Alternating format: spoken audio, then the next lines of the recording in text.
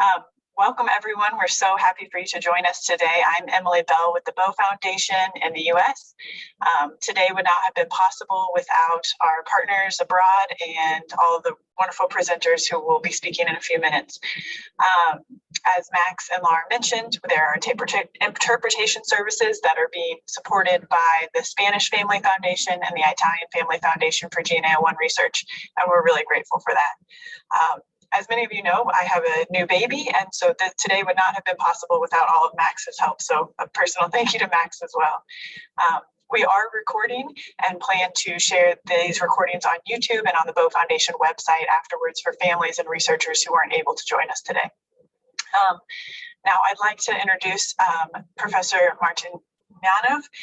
He's the professor and chair of the Department of Neuroscience at Scripps Biomedical Research at the University of Florida. His laboratory focuses primarily on the principle that regulates signaling via G protein couple receptors. He's also a volunteer for the Bow Foundation as one of our scientific advisors, and I've had the privilege to get to know him, and we really appreciate him moderating today's session. So without further ado, I will kick things over to him to introduce our speakers. Thank you. All right, thank you so much, Emily. Welcome, everybody. We have a fantastic time ahead of us with 7 talks, and I'm not going to waste much of a time for the introductions. You've all seen the program. If you're a speaker, please keep on time. Your time slots are indicated in the program. We have several regular size talks, 25 minutes, and a couple of short talks. Everybody, please use this Q&A function. You will see this at the bottom of the screen. Just hit it and ask the questions. Don't wait until the very end of the presentation. You can type the question at any time as the question comes up, and I will then read the questions to the speakers. In this way, we'll have a 5-minute discussion at the end of each presentation. All right, so with this, I am very happy to introduce our first speaker, who is Harald Mikkers from Leiden University. And he's going to talk about analysis of GNAO1 variant in Dutch patients. Harald, please. Unmute myself. Good afternoon, everybody. For us, at least, it's afternoon. Can everybody hear me? Yes. And you see my presentation as well, Dr. Martin? Yes. Good. Okay, great. Well, thank you for the invitation, and it's really a great pleasure to be as a GNAO1 newbie, actually, in this field, at least in this lineup with all these researchers which have a great track record on GNAO1 research. Our research started actually just before the COVID periods when I teamed up with Frank Baas. He is one of the researchers in the Netherlands working on GNAO, and he's a human geneticist, and he has identified a couple of mutations, and he said, let's work on this because we think there's still a lot needs to be done on GNAO1 research. And our research in Leiden focused basically on the variants found in some of the Dutch patients. And today I will just give you our preliminary data, discuss these. And these data have been derived from overexpression studies and also from patient-specific studies. As we teamed up, we thought that GNAO1 research is really important because we need a better understanding of the disorder. What are the disease underlying mechanisms? Is there only one mechanism? Are there many more mechanisms? Is it variant related or not? And also, there was an unmet need for novel drugs. Can we improve treatment, and can we identify novel drugs, or might it be possible to predict responses to drugs for specific patients? And as everybody here knows, GNAO1 is a very heterogeneous disorder, and the hallmarks of this disease are either basically movement phenotype and epileptic phenotype, and also within this movement phenotype, we see different phenotypes like chorea, Recording in progress. etistosis, ableismus, and dystonia. And only 20 to 25% of the patients can be treated in a satisfactory way. And also for the epilepsy, we see that there is a lot of variation there. So patients have either tonic-clonic seizure, myoclonic seizure, is either focal or generalized. And also the onset, it's in the early days, just after birth, or at later stages, just when they become 10 years of age. So if we look at the medication for the epileptic phenotype, also there, 40% of the patients have only a partial response or no response at all to the available medication. So there's an unmet need there as well. And this plot, which I adapted from the Shrinzi paper that was published in 2019, shows the heterogeneity in GNAO1 patients when it concerns the phenotype. So there seemed to be a preponderance of females versus male. And actually, this is a graph which is has been deduced from 46 GNAO1 patients. Roughly 50% of the patients have a certain form of epilepsy, and there are different forms of movement disorders, and roughly like 50 to 60% of the patients have this movement disorder. More invariable is a delayed psychomotor developmental phenotype. And also there, some patients have morphological differences in the brain, like there's atrophy of the cortex. And then there's a small number of patients who succumb from Excuse me, Harold, I don't think your slides are changing. So Are they not changing?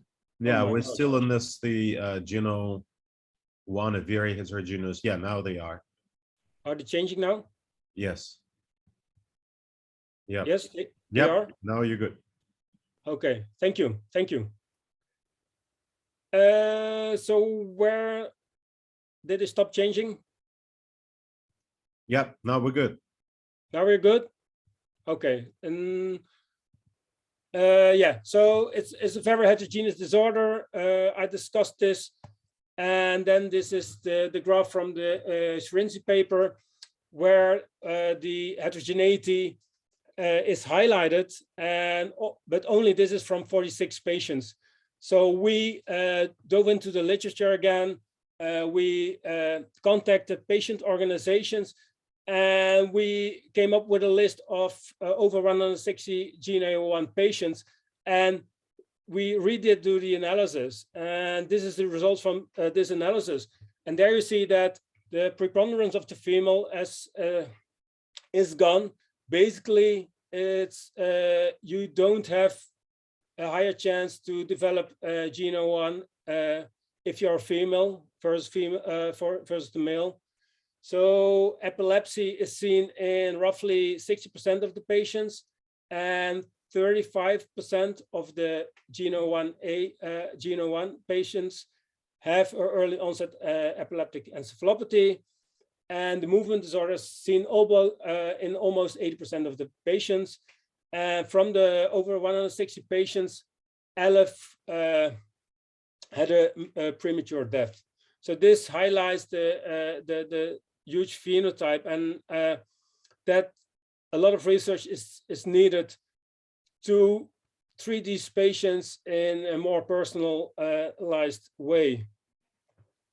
If we look at the variance seen in our 160 patient cohort, then there are only a few mutations that give only one phenotype. So especially, which is already known, actually the arginine 209 histidine mutation, leucine and glycine mutation, they only give a movement disorder phenotype. If you have a cysteine there, then you have a movement disorder, and at a later age, quite often epilepsy occurs as well. So then there's a frame shift mutant which leads in a truncation, early termination, and these mutations give invariably movement disorder, like also the glutamate acid 237 to lysine and the 246 towards the lysine, which only give movement disorder phenotype. For specific variants, we don't see only epilepsy, only we see that, and maybe that's because of the number so low, still low for certain variants, but what we see is that certain variant regions have a higher chance at developing epilepsy.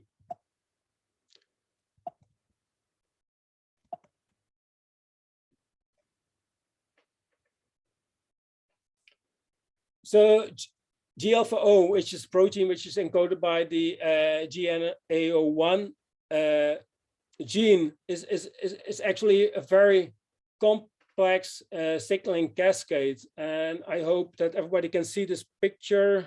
And it contains of many steps. And basically, we don't know at what step some of the variants are affected. Dr. Martemyanov just recently showed that beta gamma dissociation is hampered in some of the GNAO1 variants. But as you all also can appreciate from this picture, is that there are different steps, and every step will have a different outcome. And this is only for the canonical pathway, but then there's also the non-canonical pathway. And Dr. Katanaev has published on this, and that there might be a G-beta gamma subunit independent GTPase activity in the Golgi of G-alpha-O. So if you combine everything, just a disbalance somewhere in this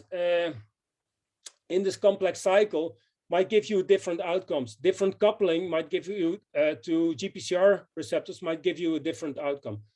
So we set out to study the variants found in the Dutch population, and we initially started out with the R209 histidine mutation, the leucine mutation, and then a novel mutation, a serine 229 arginine mutation.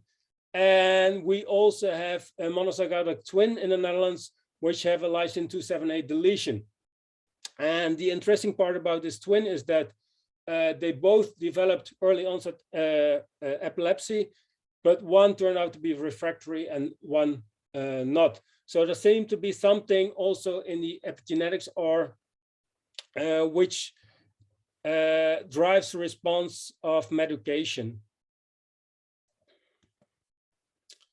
So what we set out to do is to model this these variants by using ectopic expression studies, like other people have done as well, and also come up with more patient-specific models to see what's going on, what are the underlying mechanisms that yield a certain phenotype. And the overexpression studies, for this we introduced a red fluorescent protein into the loop of G-alpha-O. It's shown here. And this is on base of the structure of G-alpha-I, which was published in 1995. And we did do this for the wild type variants, the R209, histidine, leucine, and the other variants. However, we believe that G-alpha-O is a little bit more complex. And the wild type contains two isoforms, basically, and that's the G-alpha-OA and a B version. And both versions are expressed in the brain, although the A version is expressed at higher levels. The difference between these two variants is 20 amino acids in the C-terminal tail, but the length is exactly the same. And also the signal transduction seems to be very, very similar, although there might be some differences. So there's the A and the B version, and the B version has been excluded as the causal factor for a certain phenotype, and this has been done on the mouse experiments where they made a deletion of specifically the A versus the B version, and then the A version has a stronger phenotype. But we all know that mice are not man, and still the B version has a certain phenotype. So we cannot exclude that there's a contribution of the B version to the phenotype seen in patients.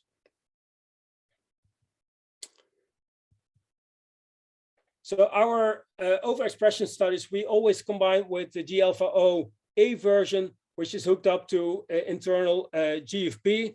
And we've done so to study the dominant, potentially dominant effect of the mutant version on the wild type protein. And this we can then study because there's a green fluorescent protein. We can study it on the expression levels, but also on the localization. The mutants affect the localization of the wild type version.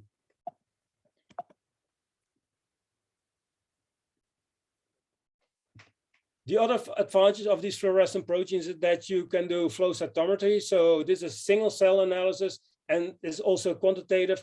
And next to that, we also include spinning disk confocal analysis to look in closer detail at the localization.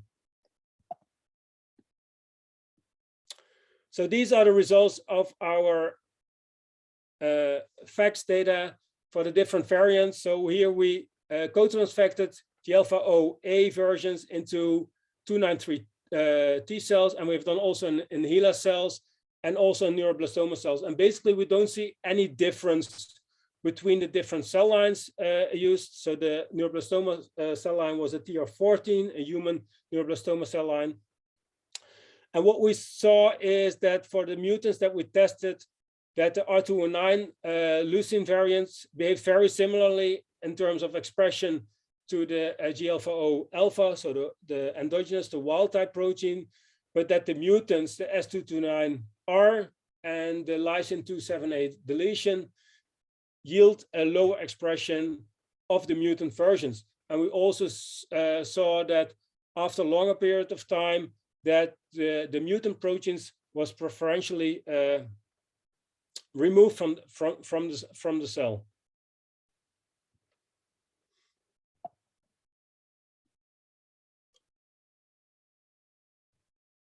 So this is a quantitative analysis of the flow cytometry data, and there we see that the expression of the mutants is roughly like 50% lower for the S229R mutant and the lysine 278 deletion mutant in comparison to the wild type.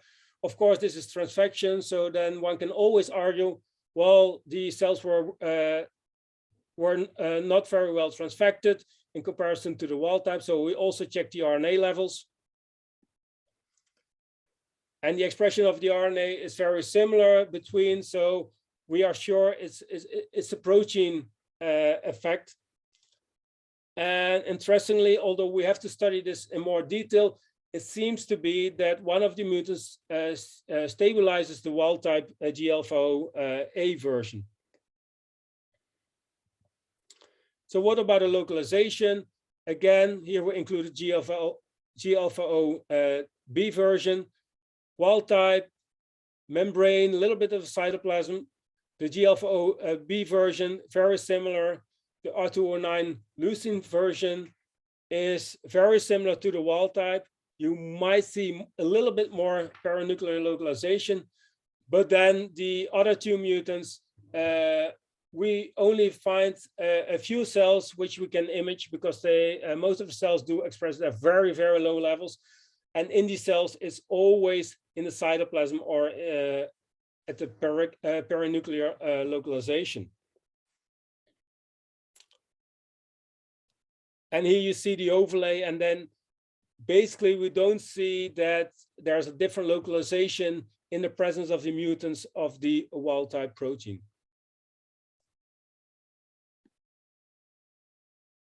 So we know that proteins can be degraded by either the proteasome or by autophagy lysosome. So we used inhibitors to see what was the mechanism, what is the mechanism of the degradation of the mutant proteins. And upon inhibition of the proteasome, we found an increase in both the mutants that were more lowly expressed. And if we look at the inhibition of autophagy, then we didn't find a huge difference. So from this, we conclude that the degradation of the mutant proteins is regulated by the proteasome. So this is ongoing research. Now we are going to include more variants, also variants that have been published. We're going to look into more detail into the paranuclear localization. Is this really Golgi associated, or are there other organelles, or is it purely in vesicles? And then also we want to do the quantification at different spots in the cell. However, this is all overexpression, and we think that overexpression results may lead to disorder irrelevant interpretations of our results. So it's always very tricky. We know that some of the variants seem to be toxic for some cells. So if you overexpress it, it may lead to artifacts. So we want to study GNAO1 variants also in a more relevant human cell types, and also in a patient-specific context. And we're going to do this using patient-derived induced pluripotent stem cells. So again, we have here we isolate the fibroblasts from patients, and we have done reprogramming using Sendai virus, and we generate for all the different mutations that I've discussed before. And these slides are pretty good. So the Sendai virus is not any longer present. After a couple of passages, the cells are pluripotent. So here there are the pluripotency markers, TRA181 and OC4. Most of the cells do express these markers. We can differentiate them into the three germ layers, ectoderm, mesoderm, and endoderm. And we also have looked into the genomic stability of our clones, and they all have a regular karyotype and no gross aberrations. So we have generated high quality GNAO1 IPS lines, but then how are you going to compare and how are you going to study a possible phenotype using these IPS cells? And we believe it's very dangerous to just compare them to IPS lines derived from healthy controls, because we see a lot of variation between the GNAO1 patients, and even with the same variants, we see differences in the phenotype. So you would like to study the phenotype compared to isogenic control. And the only way you can generate isogenic controls is by homologous recombination mediated repair. So we've done that for the different lines that we generated by using CRISPR-Cas9. We have repaired the original mutation in the disease lines. And that's what you can see here. I don't want to show you all the sequence data, but you have to trust me for this. So we generated multiple clones for every single disease line. So our IPS cohort consists of these different mutations that I've discussed before, but we also generated in one of the isogenic control lines, we introduced a mutation from the patient that died after 6 months, and this is the S229R mutation. And next to that, we also received an IPS line from from the Sheba University, which generated isogenic pair for the E246 lysine mutation that's very frequently seen in GNAO1 patients. So of course, now we have to generate the neurons from these IPS lines. We are aimed for GABAergic and glutamatergic neurons, so the inhibitory and the activating neurons.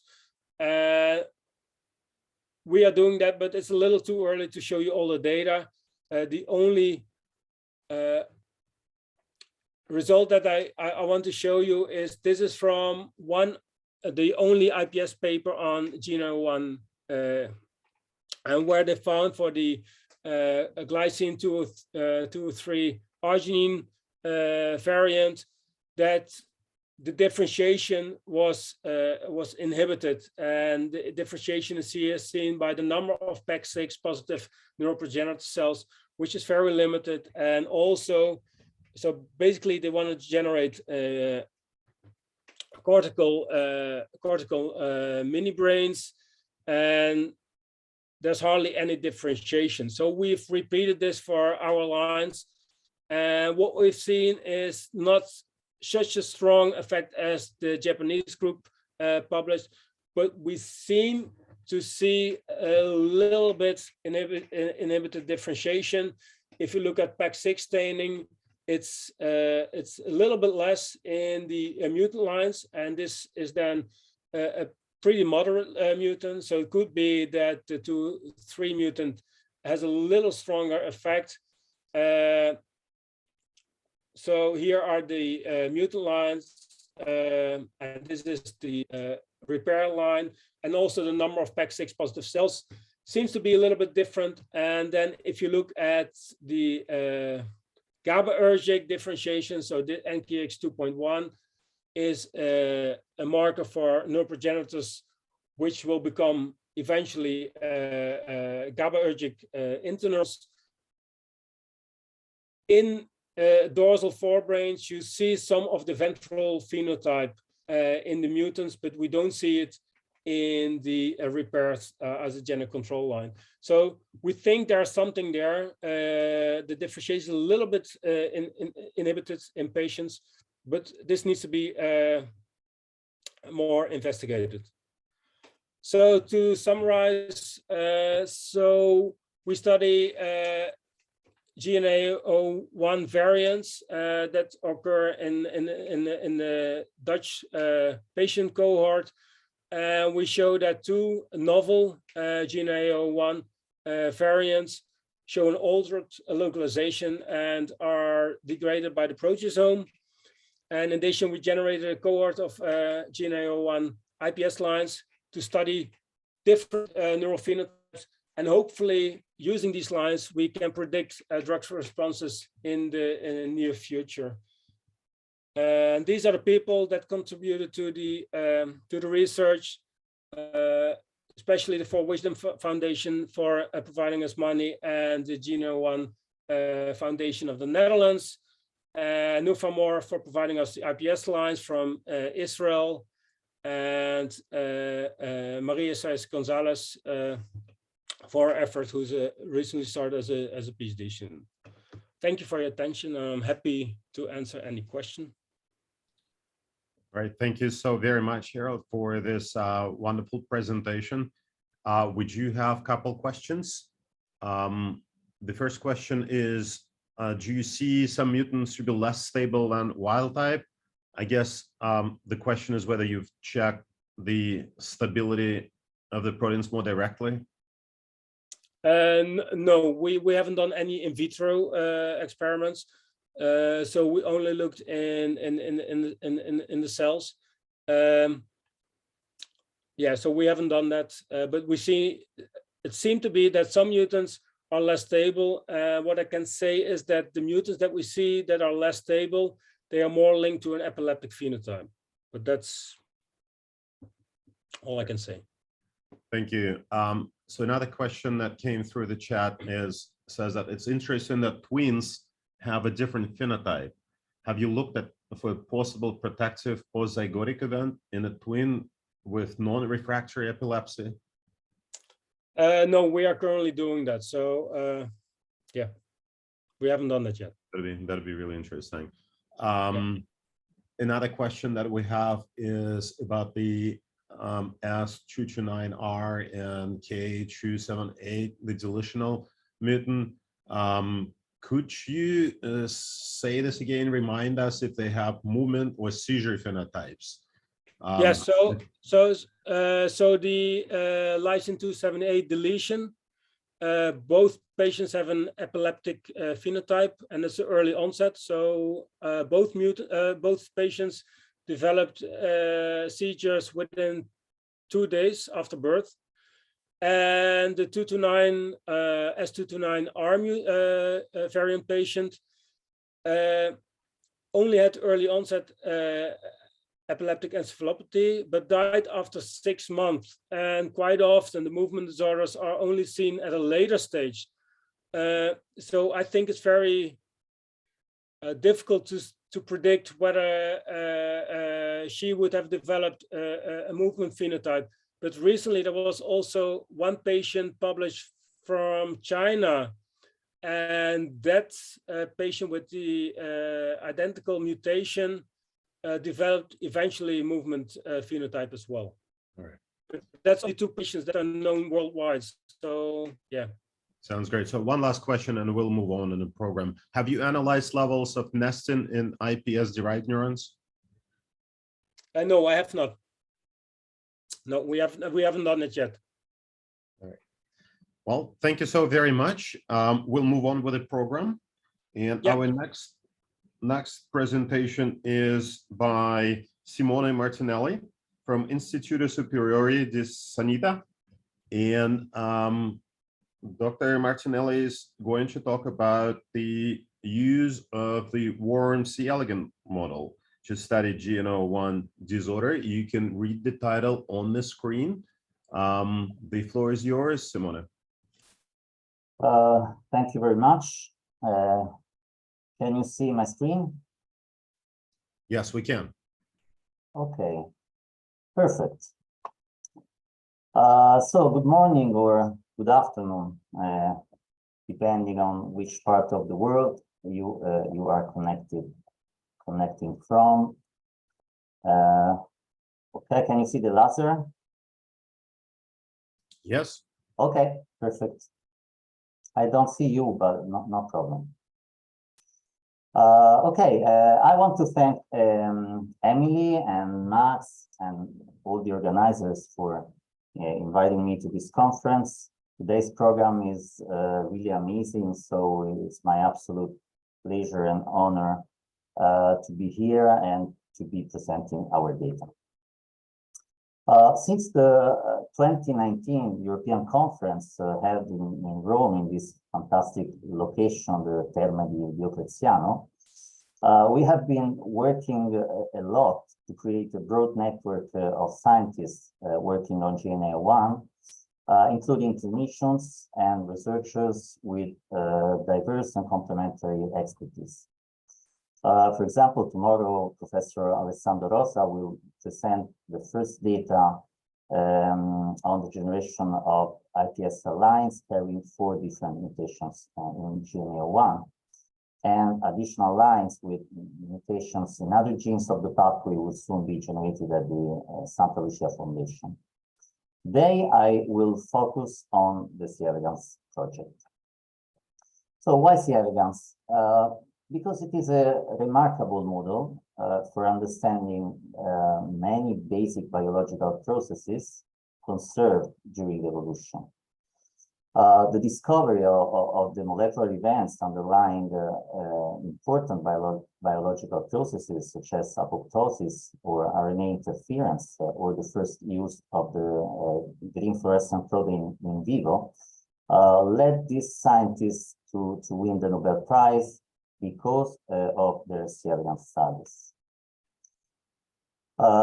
So C. elegans is a non-parasitic nematode living in the soil. The key advantages of using this organism as a model include the high conservation of biological processes, a short life cycle, combined with a large brood size. Its body is transparent, as are the embryos, which allow observation of many processes in vivo during development. Its genome is highly amenable to genetic manipulation, including editing via CRISPR-Cas systems.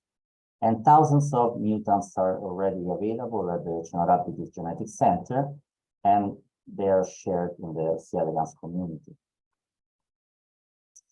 Another advantage is that larvae can be kept in hibernation for many years in the lab, but not only in the lab, as shown by the incredible discovery of nematodes that wriggle to life after being frozen in the Siberian permafrost for tens of thousands of years.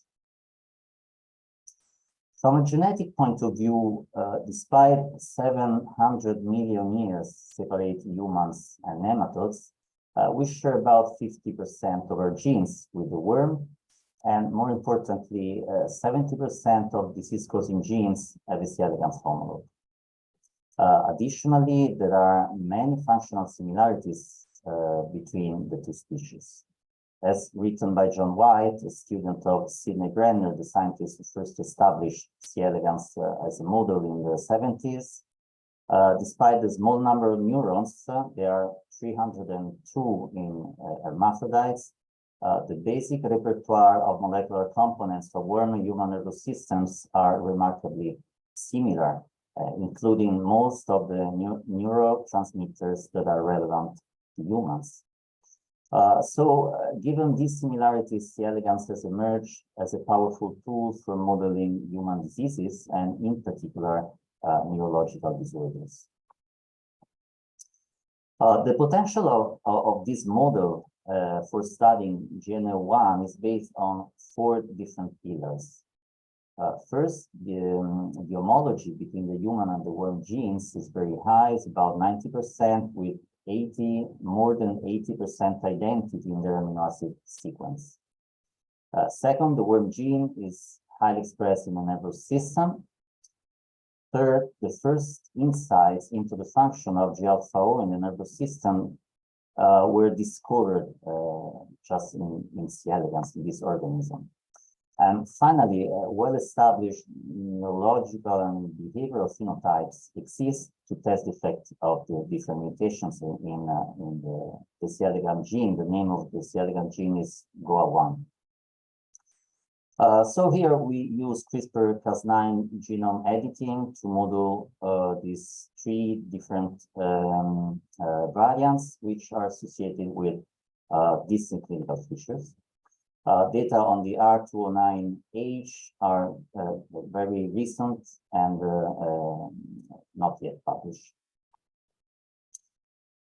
So mutations involving these residues are likely to have a functional impact on G-alpha function and beta-gamma signaling. Very briefly, serine in position 47 is part of a P loop with a role in the allosteric regulation of the protein. And this residue also interacts with the magnesium ion, and defective interaction with this ion leads to impaired GTP binding. Arginine 209 is located in the switch to region. It is one of the 3 key residues involved in the allosteric transition, leading to beta-gamma release in response to GTP binding. And finally, alanine 221 is located close to switch 2 and is part of a hydrophobic core involved in the interaction with the receptor. In C. elegans neurons, G-alpha-O signaling inhibits the neurotransmitter release machinery. Specifically, G-alpha-O controls acetylcholine release by ventral core motor neurons, inhibiting locomotion, and at the same time, it controls the release of serotonin and other neurotransmitters by HSN motor neurons.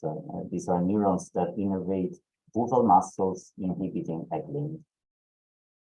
Accordingly, knockout mutants show hyperactive egg-laying and hyperactive locomotion.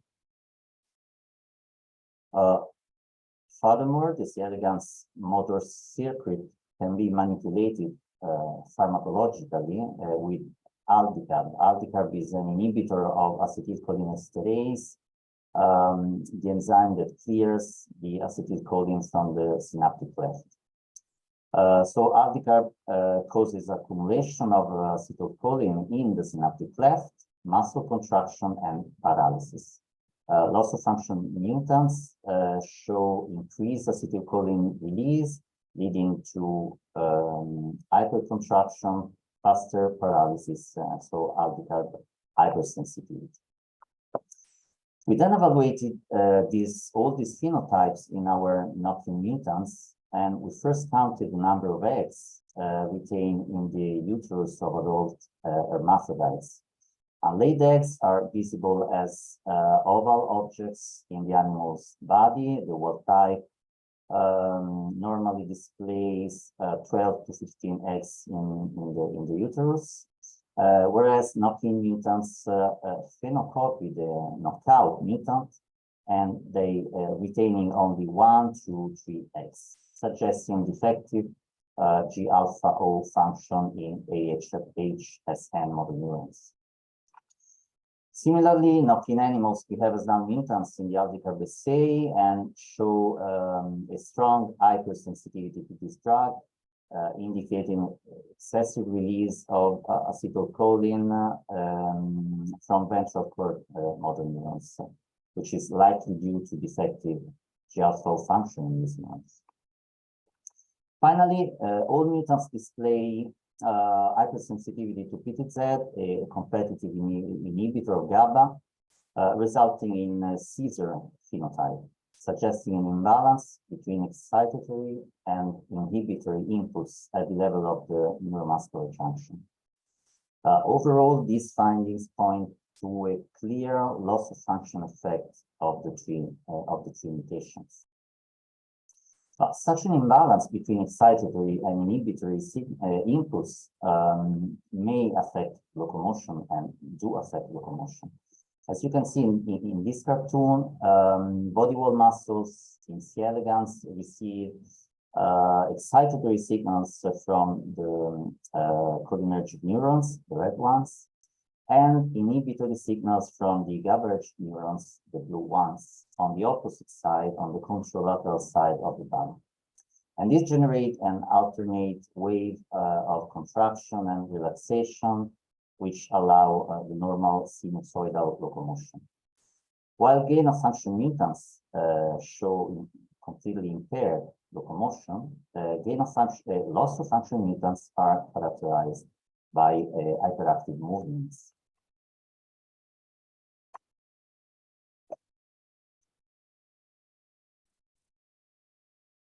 Just a moment.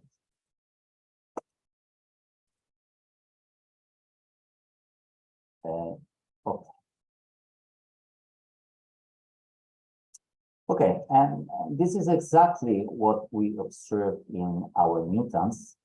In these videos, it's clear that all mutants show a higher number of body bends per minute, which means they move faster than control animals, and a higher frequency of reversals. A reversal is a backward movement. Thus, knock-in animals display hyperactive locomotion, which resemble that observed in the loss-of-function mutant. Computational analysis provided a quantitative phenotypic readout of these phenotypes, revealing that all mutants are characterized by an hyperactive crawling. They move faster than control animals, and with a higher number of body bends per minute and a higher reversal rate. And they also appear to be uncoordinated, spending a significant fraction of time in a tightly coiled position.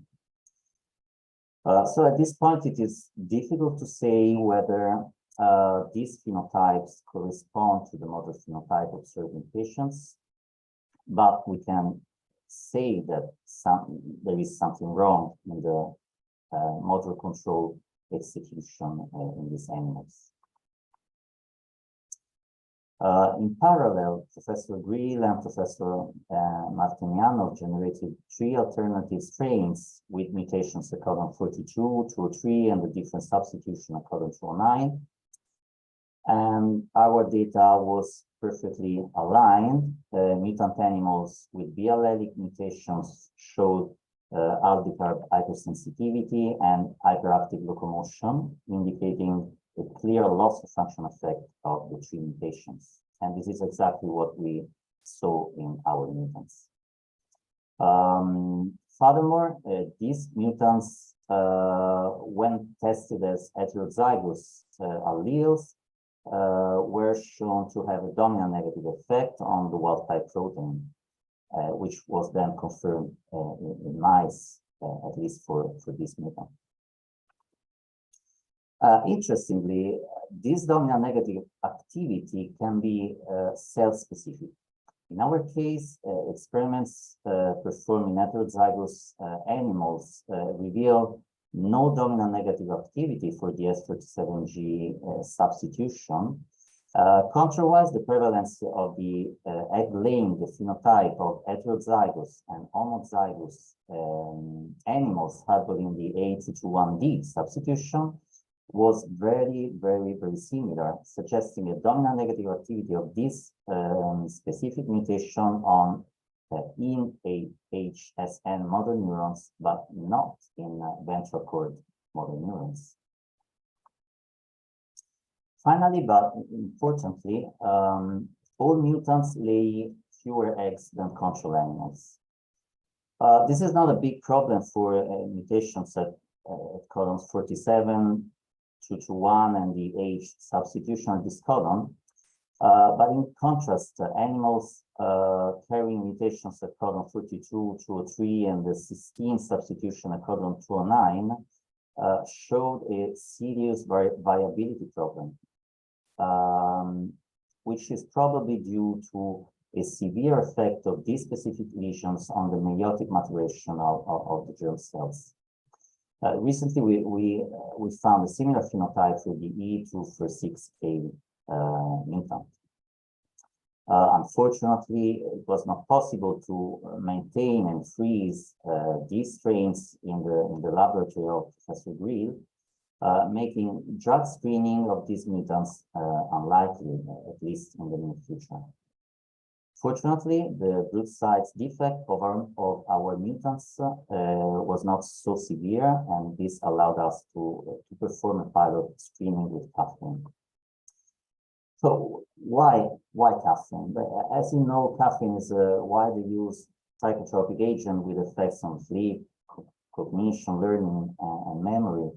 And in mammals, its beneficial effect on higher cognitive function, but also in delaying cognitive decline, is mainly mediated via non-selective inhibition of adenosine receptors. This family of GPCRs play a major role in this striatum, and their blockade is neuroprotective in several disease models. Caffeine can be administered orally, passes the blood-brain barrier, and it is already used in the clinics and in the pediatric age. Last but not least, recent data suggests that caffeine may improve the motor symptoms associated with dominant mutations in the ADCY5 gene.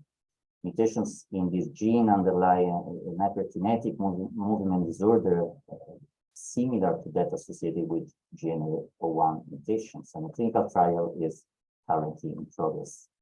So we tested caffeine in our mutants, and this is what we observed. Caffeine is able to suppress aberrant motor function of S37G animals, in this case in terms of number of reversals per minute, and it does this suppression in a dose-dependent manner.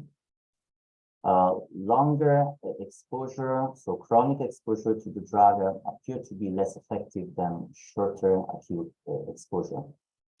Computational analysis highlighted the beneficial effect of caffeine on hyperactive crawling, but also on the reversal frequency and on the time spent in a cold position of both the S47G and A221B mutants, while the analysis of the R209H mutant is in progress. Caffeine also seems to act as a bypass suppressor because it works well also in the knockout mutants, so bypassing the requirement for the GNAO1 gene. And so far, no data have been collected on the effect of caffeine on the Caesar phenotype, but we plan to do these experiments very soon. To investigate the mechanism of action of caffeine and confirm that it is working by blocking an adenosine receptor in the nematode, we tested the effect of 3 selective antagonists of this class of GPCRs. As you can see here, these molecules mimic, at least in part, the effect of caffeine by mitigating the reversal phenotype. Among them, istradifilin is of particular interest as it is an FDA-approved drug currently used in the treatment of Parkinson's disease. On the other hand, the selective agonist CPA increases the reversal frequency in control animals, and more importantly, it is able to counteract the beneficial effect of caffeine in a competitive assay. So these findings indicate that caffeine improves aberrant locomotion of knock-in mutants, mainly by blocking the putative adenosine receptor in the nematode. What about the future? We need to test in C. elegans the effect of caffeine and istradifilin on the Caesar phenotype. We need to validate these drugs in mice, and we will do that very soon. Professor Katanaev kindly agreed to test caffeine and istradifilin in a knock-in mouse model recently generated and published in his laboratory. And finally, we plan to screen a library of 300 FDA-approved compounds targeting other relevant GPCRs to assess the possible role and whether the pharmacological modulation could be considered as a therapeutic option. In the last couple of slides, I would like to show you our preliminary data on brain recordings. In collaboration with the Italian Institute of Technology, we have just begun to record the neuronal activity of the C. elegans brain in vivo and at a single cell, single neuron resolution. To this aim, we crossed our mutants with a transgenic strain expressing genetically encoded calcium indicator in all neurons. And recordings target the head of the animal that is blocked in a microfluidic device. Here you can see our first recordings of control animals and S47G mutants. After segmentation and tracking of neurons, we generated these plots, these raster plots. In these plots, each line corresponds to one neuron. And yellow corresponds to maximum activity, and blue corresponds to lack of any fluorescence signal, so no activity of the neuron. This is a very preliminary analysis, but the mutants seem to exhibit more transitions. So here you can see very well here in this part of the plot. So more transitions between activation and inactivation states, resulting in aberrant and maybe syncopated activity of the neurons. So in conclusion, C. elegans is a very good model to explore the pathogenic mechanism underlying GNAO1 mutations and to understand how they affect the motor behavior. Additional work is needed to study the Caesar phenotype in this model. All the study mutations, there are 6 in the 2 studies, have a clear loss of function effect when they are evaluated as homozygous allele. They phenocopy almost perfectly the loss of function, the null mutant. Some mutations act as dominant negative alleles, and some of these, this one appears to have a cell context specificity. The dominant negative effect is only in one type of motor neurons, not in the other type. And C. elegans also provides an efficient drug screening platform. Our pilot study highlighted the potential role of caffeine and other adenosine receptor antagonists in controlling dyskinesia. Further studies are needed to validate these drugs in more advanced preclinical models and also to assess the role of other GPCRs. Finally, I want to thank my team. As you can see in this picture, we work, practically live in this small lab, but nevertheless, we have a lot of fun working together. And I want to thank especially Martina, who did almost all the experiments that I have shown you. I need also to thank our collaborators, especially Vincenzo Leuzzi and Serena Galossi, and the Italian Association of Patients and Families. They're fantastic. They have a lot of ideas. We are working together very well, and they are funding a fellowship for Martina. Thank you very much for your attention. Thank you very much, Simone, for this very insightful presentation. Would you have a few questions? Actually, one question came up twice. What are your thoughts about modeling epilepsy in C. elegans? Any sort of electrophysiological neural correlates that you can see, or activity, behavioral sort of profiling? Yeah. Okay. In our studies, we use the sensitivity to PTZ, but we want to have more relevant experiments. Electrophysiological recordings is possible in line of principle, but it's really challenging. In C. elegans, there are a few groups in the world that are able to do that. Maybe we could try with the help of Sergio Fucile at the Sapienza University here in Rome. We talked about this possibility probably a couple of years ago, or just before the lockdown, I don't remember. But yes, absolutely, we want to test the epileptic phenotype and also to test the effect of caffeine and history feeling on this phenotype. This is quite important. Yeah, thank you. So now the question is whether you tried overexpressing wild type GNAO1 R209H in worms. Yeah, we have recently expressed the wild type GNAO1 in the worm under 2 different neuron-specific promoters, and we do not appreciate any particular phenotype. Yeah, same with us.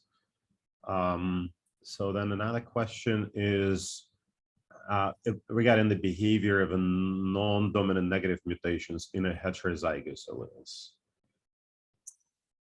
Yeah, the S37G in this system appears to have a simple loss of function effect.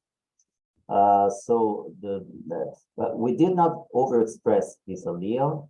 This could be a possibility to further demonstrate the non-dominant negative activity of this mutant, which we do that. But it phenocopied perfectly the loss of function mutant as homozygous allele. In the heterozygous worms, we have not seen any phenotype in heterozygous worms carrying this particular mutation. And a follow-up question about R209H. behavior? Yeah, 209H, we have data only in the homozygous state. We need time to produce data in the F1 progeny and also to overexpress the plasmid cell. Okay, I'll ask you one last question. What about the haploinsufficiency of GO in worms, phenotype of just hets versus wild types? Yeah, this is an interesting question because in humans, GNAO1 is an haploinsufficient gene. If you go to on the web, on the Nomad browser, you can find that heterozygous mutations are not possible in humans apparently, so they are deleterious in human. And but we so far we don't find clear loss of function mutations associated with a severe phenotype. We have missense mutations, most are missense mutations, and also there is a paper. I don't remember the authors, but a very recent paper about the splice site mutation in GNAO1 that apparently it is not haploinsufficiency. Probably it works as in a dominant way. So also in C. elegans, the GNAO1 gene is haploinsufficient because if you work with the heterozygous deletion, you have a phenotype. The phenotype is not so severe than the homozygous deletion, but we have a phenotype. So it is an haploinsufficient gene also in the world. All right. Thank you so much. So we're going to move on with the program, but there are also a couple more questions in the Q&A. As we move on, if you could just type in the answers, maybe to those that you didn't have time to answer live, that would be great. But we are moving on to Professor Vladimir Katanaev from University of Geneva, and the title of his presentation, Neomorphic Mutations in GNAO1 Encephalopathy from Mechanistic Analysis to Drug Discovery. Hello, everybody. Do you hear me well? We can hear you. See my slides? See your slides. Maybe you're a little bit quiet. I will try to be loud then. Okay, good. It's not good enough. So I will try to show you, to give you an overview of the research we do on G-alpha-O and the pathology mutations in G-alpha-O, which spans from analysis of human patient mutations to attempts to understand the molecular etiology of the pathway of the disease, to do some drug discovery, to model the disease in animals, and to go back to the patients. And I want to share with you my thoughts, our recent thoughts about what could be the nature of the GNAO1 mutations in this disease. So as you well know, the G-alpha-O is a transducer of several transmembrane helix receptors, so-called G-protein coupled receptors. They interact with the heterotrimeric complex, which upon receptor activation undergoes GDP to GTP exchange, which leads to dissociation of the G-alpha from G-beta, and both can activate effectors. There are 16 G-alpha subunits encoded in humans, and we're interested here in G-alpha-O, which is the major neuronal G protein. Some years ago, we showed that G-alpha-O localizes not only and functions not only at the plasma membrane, but also at the Golgi, and that it has a coordinated activity to mediate formation of cellular protrusions such as neurites in neuronal cells. We have recently just published a paper which studies the mechanisms of how G-alpha-O localizes to these different locations, and we find that this localization is driven by local and substrate-specific polymethyylation of by different specific enzymes. Now coming to the G-alpha-O patients, you know that the first paper was published in 2013, which was followed by a multitude of reports, and we have also recently contributed to a recent novel mutation described where glutamine 52 is mutated to arginine, and we have performed some characterization of the biochemical and cellular functions, and also the medical abnormalities have been reported. So you know that point mutations, which are found in patients, are distributed throughout the length of the G protein, but yet there are 3 codons which are most frequently mutated. This is glycine 203, arginine 209, and glutamic acid 246. And these mutations occupy about 50% of all cases described in patients so far. So we have been interested in trying to analyze what gets wrong with these most frequent mutations. And speaking of the biochemical activities, I told you that when the receptor is activated, an exchange of GDP to GTP occurs, and with time, GTP is hydrolyzed back to GDP due to the intrinsic GTPase activity of the G-alpha subunits. And this activity is further sped up by a group of proteins called RGS proteins. So we have set up biochemical assays which monitor the kinetics of GTP uptake and GTP hydrolysis by wild type and these 3 mutant proteins. And you can see that while the wild type uptakes the GTP with a very decent speed, the 3 mutants we have studied uptake the GTP by orders of magnitude faster. This is the K-binding kinetics shown in the logarithmic scale. When we study the GTP hydrolysis, we find that with the wild type, there is initially an uptake, an increase in the fluorescence due to the uptake of this body by GTP, which is then followed by the decrease in the fluorescence due to the hydrolysis of the GTP. In contrast, the 3 mutant proteins, they take up this GTP but fail to hydrolyze it, or they are very slow in hydrolysis. And this is the quantification of the K hydrolysis, again in the logarithmic scale.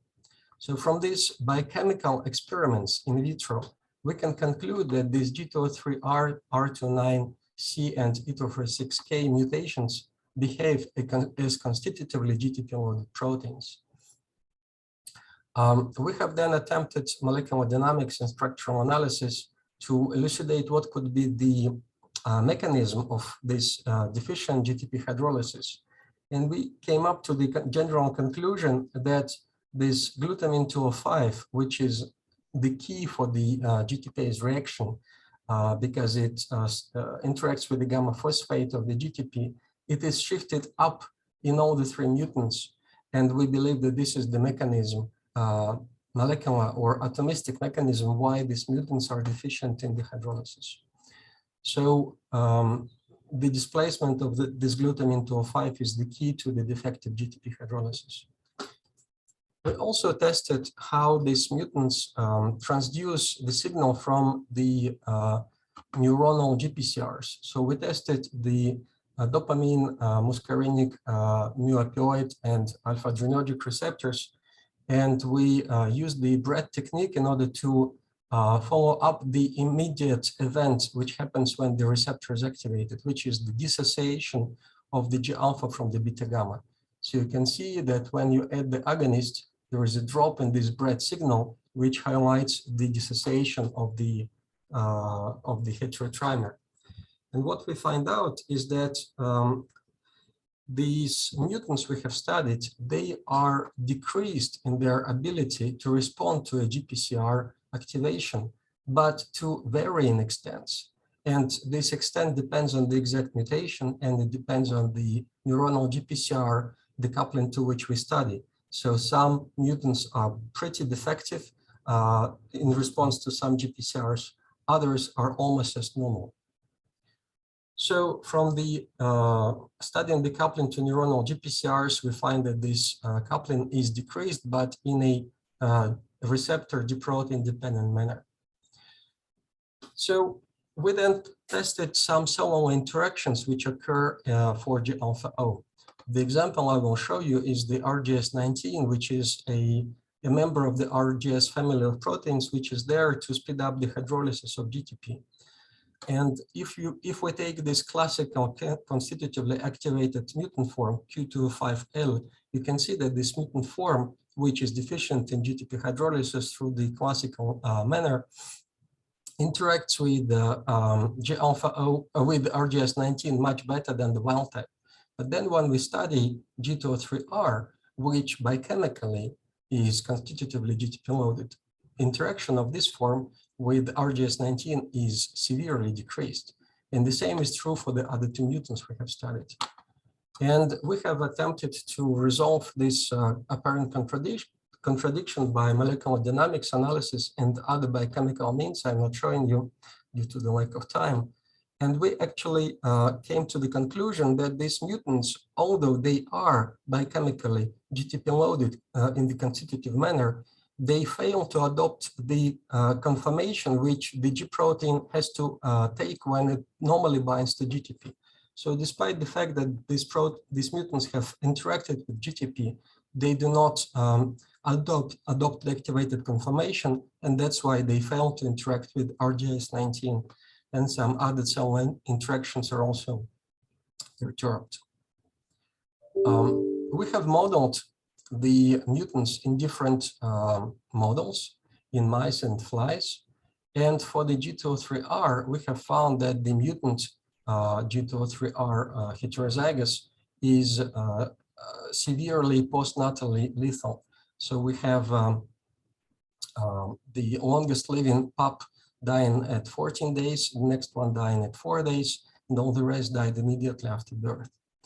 We have also tested the most, or one of the mildest versions of the pathological mutations found in G-alpha-O, C215Y, because we were so upset about the fact that we cannot study the G203R in mice that we wanted to take a version which hopefully can survive.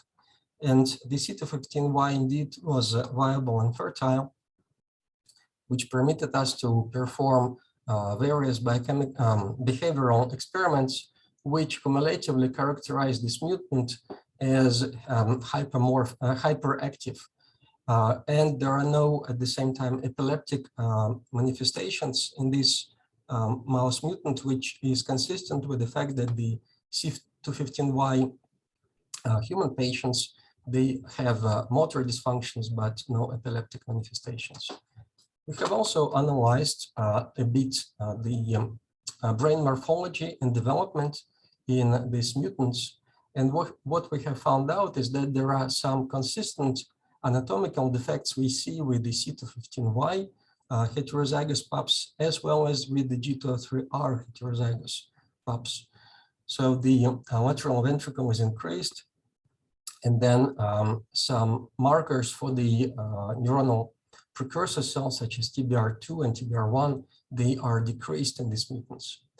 So this paper is published. You're welcome to read more details, but I want to stress that from the studies, we came to the conclusion that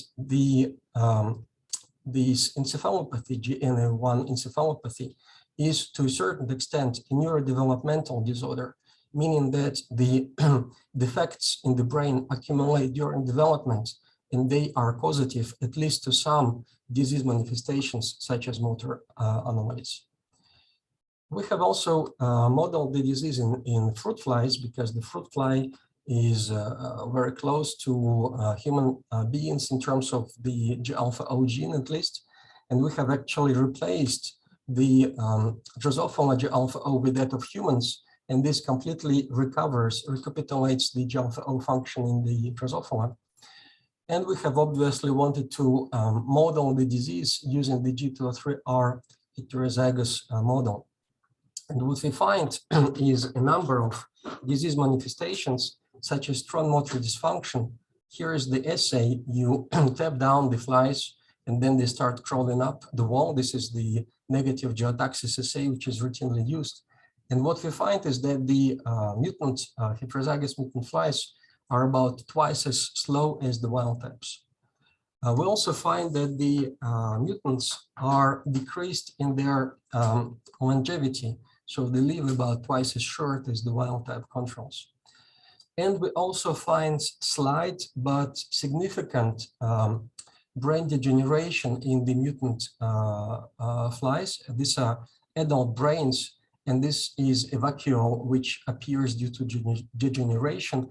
And when we do the careful quantification, we see that there is a significant increase in the degeneration in the brain, although by far it does not reach that which the levels which are seen, for example, in Alzheimer models of Drosophila. And now I come to the discussion, what is actually the genetically speaking nature of GNAO1 mutations in the patients? Is it a gain-of-function mutation? And we do have arguments in favor of that. Speaking of our own data, the fact that the mutants are biochemically constitutively GDP loaded and they don't respond to RGS stimulated GTP hydrolysis, and some findings by other labs do suggest that some mutations behave as gain of function. But then there are also arguments to say that these mutations are loss of function. So here I show you a decrease in the coupling capacity of these mutants to GPCRs. They also fail to adopt the activated conformation. We also have evidence from Drosophila that these mutants behave as hypermorphs, and also some studies presented today by Simone and also published earlier by Simone and Kirill and others. There are also arguments to say that G-alpha-O mutants are dominant negative. And indeed, our and others' animal models do suggest in some assays that the G-alpha-O mutations are dominant negative. So what is the solution? Can we appease these different findings? And I suggest an answer to that. And basically, our terms, loss of function, gain of function, come from the classical geneticist Hermann Miller, who introduced this so-called morphs. So he called amorph for what we now call loss of function, hypermorph for what we now call partial loss of function, and hypermorph for what we call a gain of function, antimorph for a dominant negative, and finally he introduced another category which he called a neomorph. A neomorph is a mutation which leads to appearance of a new function or a function which is different from the wild type, from the original function in proportion, or it can also be a completely new function. And Miller introduced descriptors about how we can characterize a given mutation as hypermorph or antimorph or amorph. And this is presented in these slides here. So for example, the key thing is when you do the complementation of your mutant allele with the wild type allele, or with the deletion of the wild type allele, or with the duplication of the wild type allele. So if you look here for the hypermorph, obviously this is shown by, instead of 10 whatever units of the protein, you have 15. So it's an increased function. When you put it in a heterozygous background over the wild type, you have still an increased function. In a heterozygous background over a deletion, you have a kind of compensation. And when you put it over a duplication, you have an exaggerated hypermorphic activity. For the dominant negative, you can actually suppress the dominant negative action by the duplication of the wild type allele. But what is key about neomorph in the genetic sense is that actually, since you produce a new function, it doesn't matter whether you produce it over a wild type allele, over lack of the wild type allele, or over a duplicated wild type allele. This new function is always there. So this idea that the G-alpha-O mutations in GNAO1 encephalopathy are neomorphic has different implications. One line of implications is relates to the underlying mechanisms of the molecular pathology. And we're working hard on that, because if indeed there is a new function, we want to know what is this new function. And we do have some indications that there is indeed a new function and what it is, but I don't have time to talk about it. But there are also important implications for the drug discovery. And I want to stress this scheme again. In the drug discovery, if you try to suppress or enhance the wild type function by pharmacological means, suppression would be equivalent to this condition, and enhancement would be equivalent to that condition. If you're dealing with a neomorphic mutation, these pharmacological approaches are doomed to be useless, because the neomorphic allele is still there. And I want to introduce this discussion in order to this field, in order to consider what could be the plausible way to generate pharmacological agents which could correct the GNAO1 encephalopathy in patients. And I am trying to say that actually what you have to do is not to affect the wild type function, the function of the wild type allele, but you have to find out what exactly is wrong with this neomorphic activity, and you have to correct or affect, pharmacologically speaking, this neomorphic activity. And this is what we have been trying to do. So we have built up a high throughput screening assay, which is based on this neomorphic, biochemically speaking, function of G-alpha-O, the patient mutation E246K. And this activity, the neomorphic activity we used for the screening is the inability of this mutant form to hydrolyze GTP in our biochemical setting. And we have done the screening of the FDA-approved drugs, 2,700 and something compounds. And the screening identified 3 hits, well, after some validations. Initially, there were more. And 2 of them are actually not interesting. Cenoside A and cenoside B. You can see that the curve of the fluorescence increase is reduced, but you don't recover the drop in this fluorescence. And actually, this is because cenosides affect equally the mutant as well as the wild type protein. So for the wild type, which uptakes and hydrolyzes, it does the same in the presence of the cenosides, but this is decreased, the height of the curve is decreased.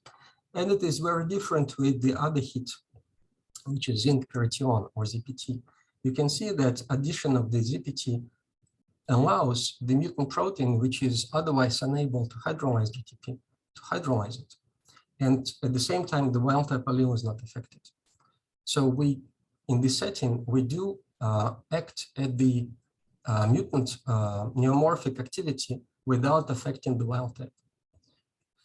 So we have done characterization of this hit. Zinc pyridine is basically a chelator, a complex where a zinc ion is chelated by pyridine.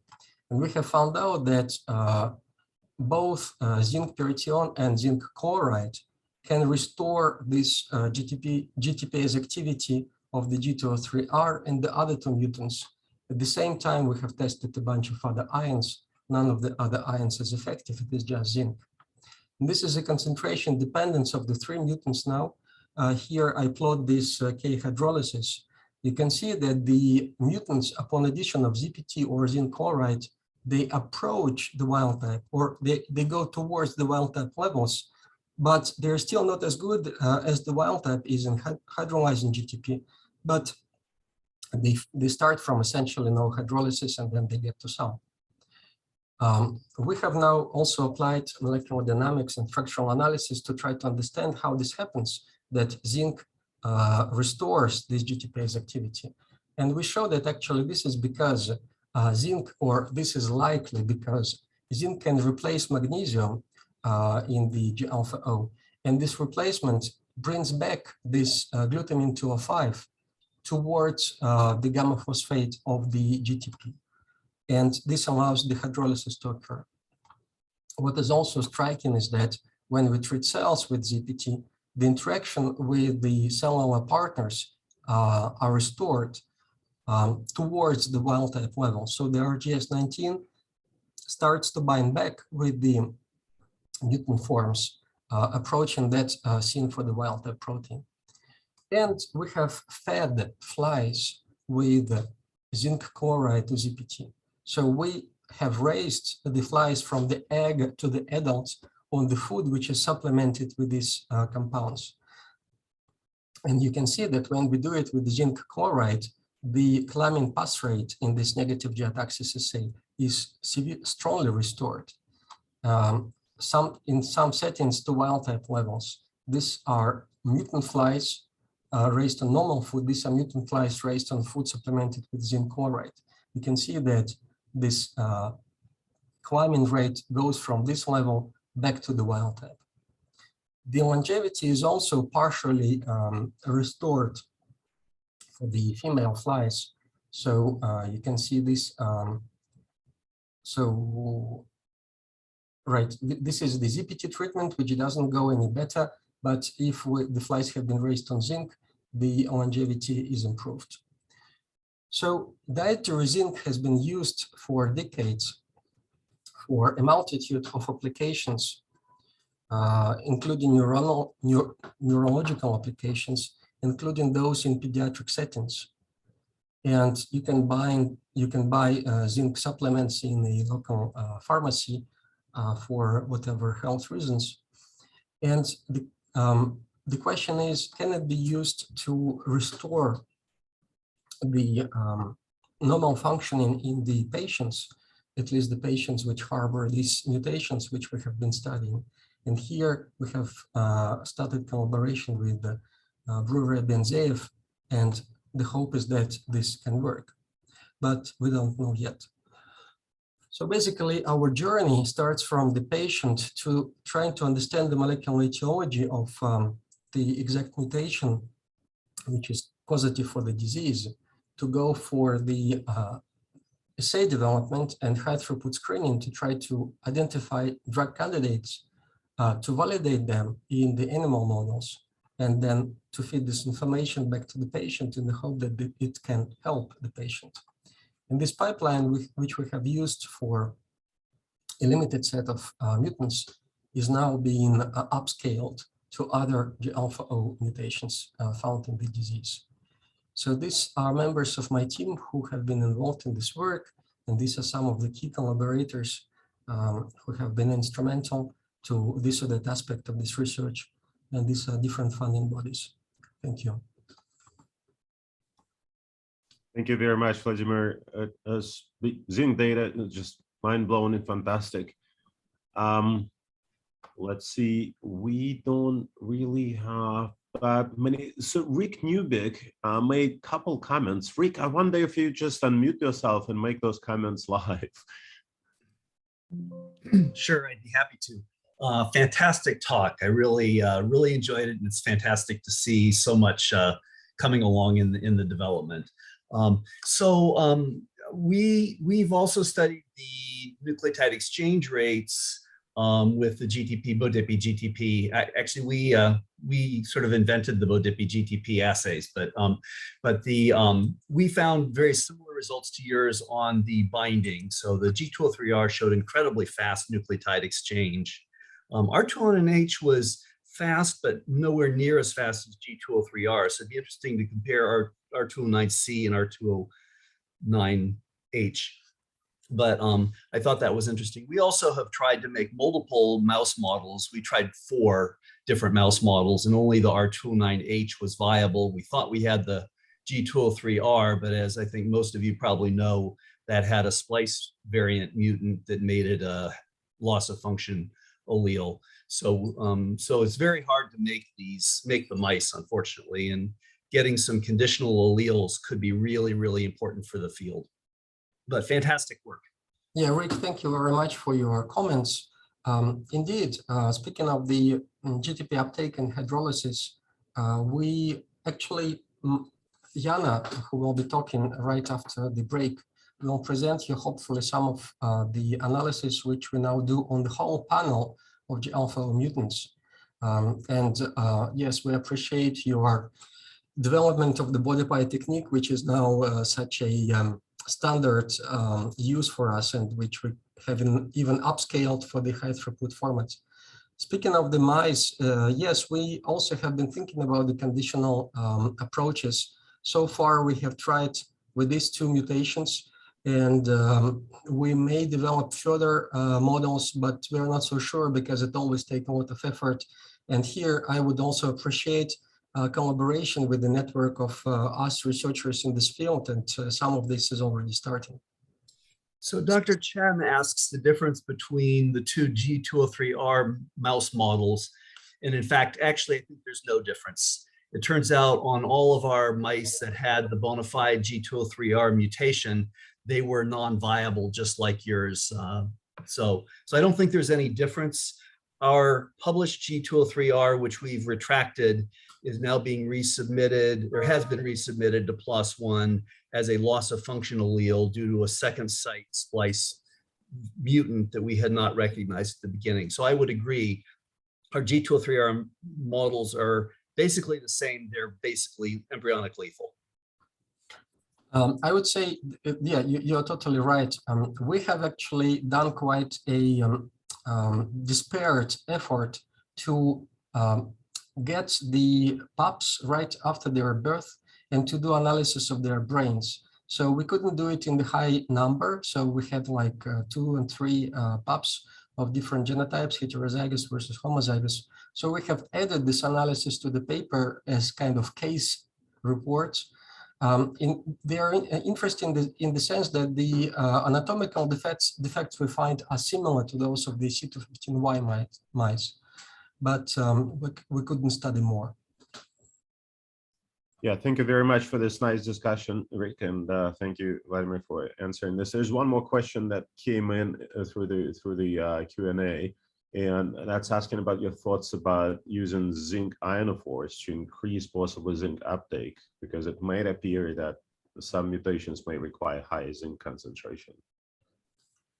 This is a very important question because despite the decades of use of zinc supplementation, details about its uptake and pharmacokinetics and then access to the brain are still kind of controversial. And zinc is actually a difficult ion. And ideally, you do need an iophore chelator to bring it to the tissue where you want to use it. There is research in this domain, not done by us, by those who have been studying zinc for other reasons. So this is an important domain of development. So we try to attach, to hook to these developments, but we're not there yet to propose any alternative treatment. For sure, ZPT itself cannot be used to treat patients, cannot be used to treat mice or flies, because ZPT is toxic. It has been, this drug is marketed for dermatological conditions, for topical applications. It cannot be used for systemic applications. If I make a comment here, coincidentally, my lab's been studying a different gene in a striatum that regulates GPCR signaling. And we came across the very interesting zinc transporter in the striatal neurons that is tasked with pumping out zinc specifically from this neuronal population. And I'm just kind of listening to your presentation and thinking if this transporter could be a drug target to actually decrease or increase, in this case, is going to be deactivated in this transporter to increase the zinc concentration. You don't actually need to supplement zinc. All you got to do is just inactivate this in a specific neuronal population to increase the zinc content. Just a thought. That's an excellent idea. I totally agree that this could be an alternative pharmacological approach. Yes, that's great. All right, so let us take a break for 10 minutes and we'll be back on 11:45 Eastern, 10 minutes from now. Thank you.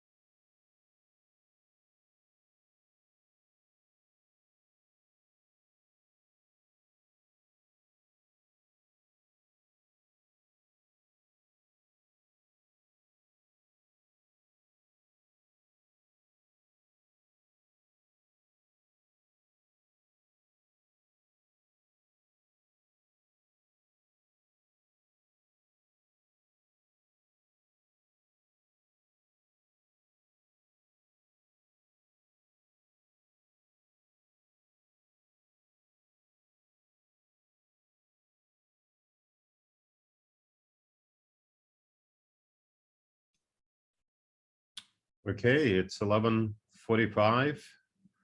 I think we should resume the meeting. Hopefully everybody's back.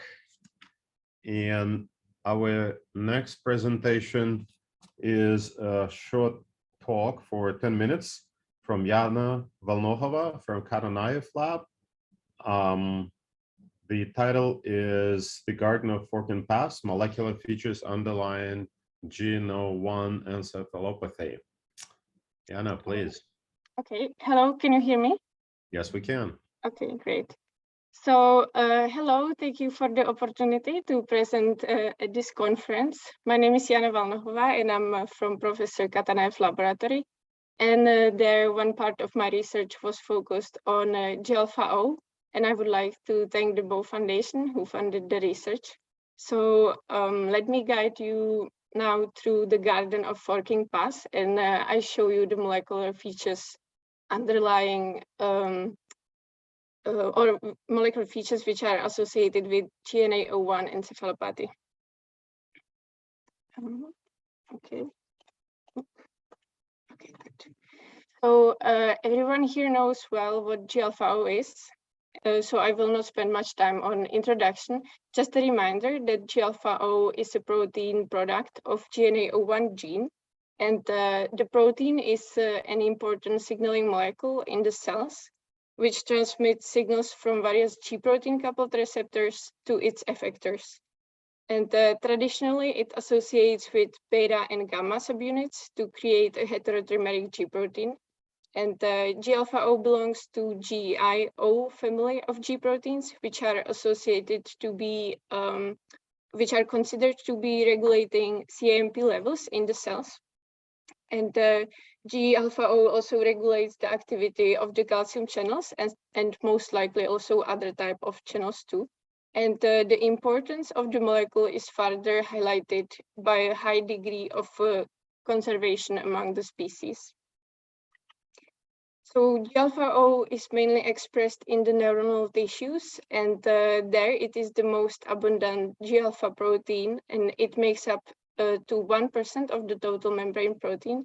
And it was shown to be important, for example, for neurite extension and outgrowth, dendrite maturation and development of cerebellum, and also cytoskeletal remodeling in neurons. And patients carrying the mutation in G-alpha-O suffer from epilepsies, movement disorders, and developmental and intellectual delays. And patients usually exhibit various combinations of the symptoms and also various degrees of severity. And our laboratory has previously shown that G-alpha-O is localized in cells in two pools. One is at the, can you see a pointer? No. Okay. Can you see a pointer? Yes, we can. Okay, perfect. So one is at the plasma membrane where it associates with the beta and gamma subunit, and this pool enables the initiation of the membrane protrusions. And the other pool is in Golgi, where it interacts with different partners like RAP1 or RAP3, for example. And this Golgi pool is important for material delivery for the protrusions and therefore their elongation. And the aim of this project originated from an opinion already published by our laboratory in Oncotarchet in 2018, where it was suggested that there might be a relationship between the outcome of the disease and the properties of the G-alpha-O mutants on the cellular events. So in other words, the aim was to analyze the expression, localization, and also ability to bind the interacting partners. And we also included some small biochemical part of the analysis and correlated that with the disease outcome. So originally I started analyzing almost 30 mutants, but for this presentation I will be talking about 16 of them because for this we did the most of the analysis. So first, the selected mutations, they were cloned as a constructs with the GFP internal tag. So we know that the N-terminal tag disturbs its lipidation, and on the other hand, the C-terminal tag disturbs interaction with the GPCRs. So therefore, the GFP tag was cloned internally after this glycine 92. And in this snake plot, I mark in red the mutations which were analyzed. The RAS domain is in light blue and the helical domain is marked in purple. And we also included in analysis, in some of the analysis, the mutant Q205L. And this mutant is deficient in its GTPase activity, and therefore it is constitutively active. So it would be good just to have it there for comparison. And it has been reported previously that some of the mutants, they have decreased expression. So I expressed the mutants in N2A cells, which are neuroblastoma, which is mouse neuroblastoma cell line. And this cell line has been used to study G-alpha-O cellular functions in the past. And in general, the level of expression of the mutants is lower than for the wild-type protein, but there are a few which exhibit normal or almost normal expression. For example, the mutant 174 or 203. On the other hand, there are many mutants which with a very weak expression level. So, for example, G40R or 199. And next, we wanted to analyze the localization of the mutants. And again, it was done in N2A cells. And as I mentioned at the beginning, G-alpha-O has been shown to be present not only at the plasma membrane, but also in Golgi. And it is illustrated on the wild-type protein here, where you can see membrane localization and also signal in Golgi. And in red, there is marked, it's a marker for Golgi. So we analyzed the localization by confocal microscopy for the panel of the mutants, and surprisingly, many of the mutants could be assigned to one of these categories. Either it was not present at the plasma membrane, as you can see, for example, here, and it was more abundantly present in Golgi, or some mutants could be assigned to the other group where they were present at the plasma membrane in very similar manner as it was for wild-type protein. And here is the quantification. So on the left graph, it's a quantification of localization in plasma membrane. And on the right, it's localization in Golgi. So, and the dashed line is showing the level of wild-type protein. So the mutants which were weakly present at the plasma membrane, they were usually increased in Golgi. And these with more normal levels at plasma membrane usually also showed levels in Golgi similar to wild-type protein. And after characterizing the expression and localization, we were also interested to know about their ability to interact with known binding partners. So as the alpha interacts, or the alpha is creating heterotrimer with beta and gamma at the plasma membrane, we tested by co-immunoprecipitations which mutants can still associate to beta and gamma and create the heterotrimer. So the bottom panel here is input for beta and gamma. The middle panel here is expression of the mutants through which the precipitation was done. Specifically, it was done via the GFP tag on the alpha subunit and the nanobody binding GFP. And the upper panel is showing the precipitated beta and gamma subunits. And there are several mutants which can be pulled down, or which can pull down beta and gamma as sufficiently as wild type. For example, it was the mutant S47G or 203 and several others. Or there was one which already Vladimir mentioned before, which was even more efficiently binding beta and gamma. It's the mutant E246K. And also, if we help the graph from plasma membrane localization, it seems that the mutants which were better expressed at the plasma membrane, they are able to pull down beta and gamma subunits. So if you have a look, for example, at the mutant S47G or some others, you can see that it quite nicely correlates. And the G-alpha activity is also regulated or is regulated by plethora of other proteins.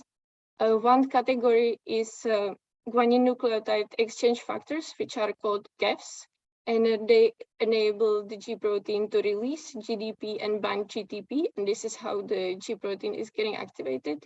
And the most well-known are the receptors. And on the other hand, there are proteins which speed up the GTPase activity of the G proteins, and they are called GTPase activating proteins, alias GAPs. And therefore, they help the G protein to switch off.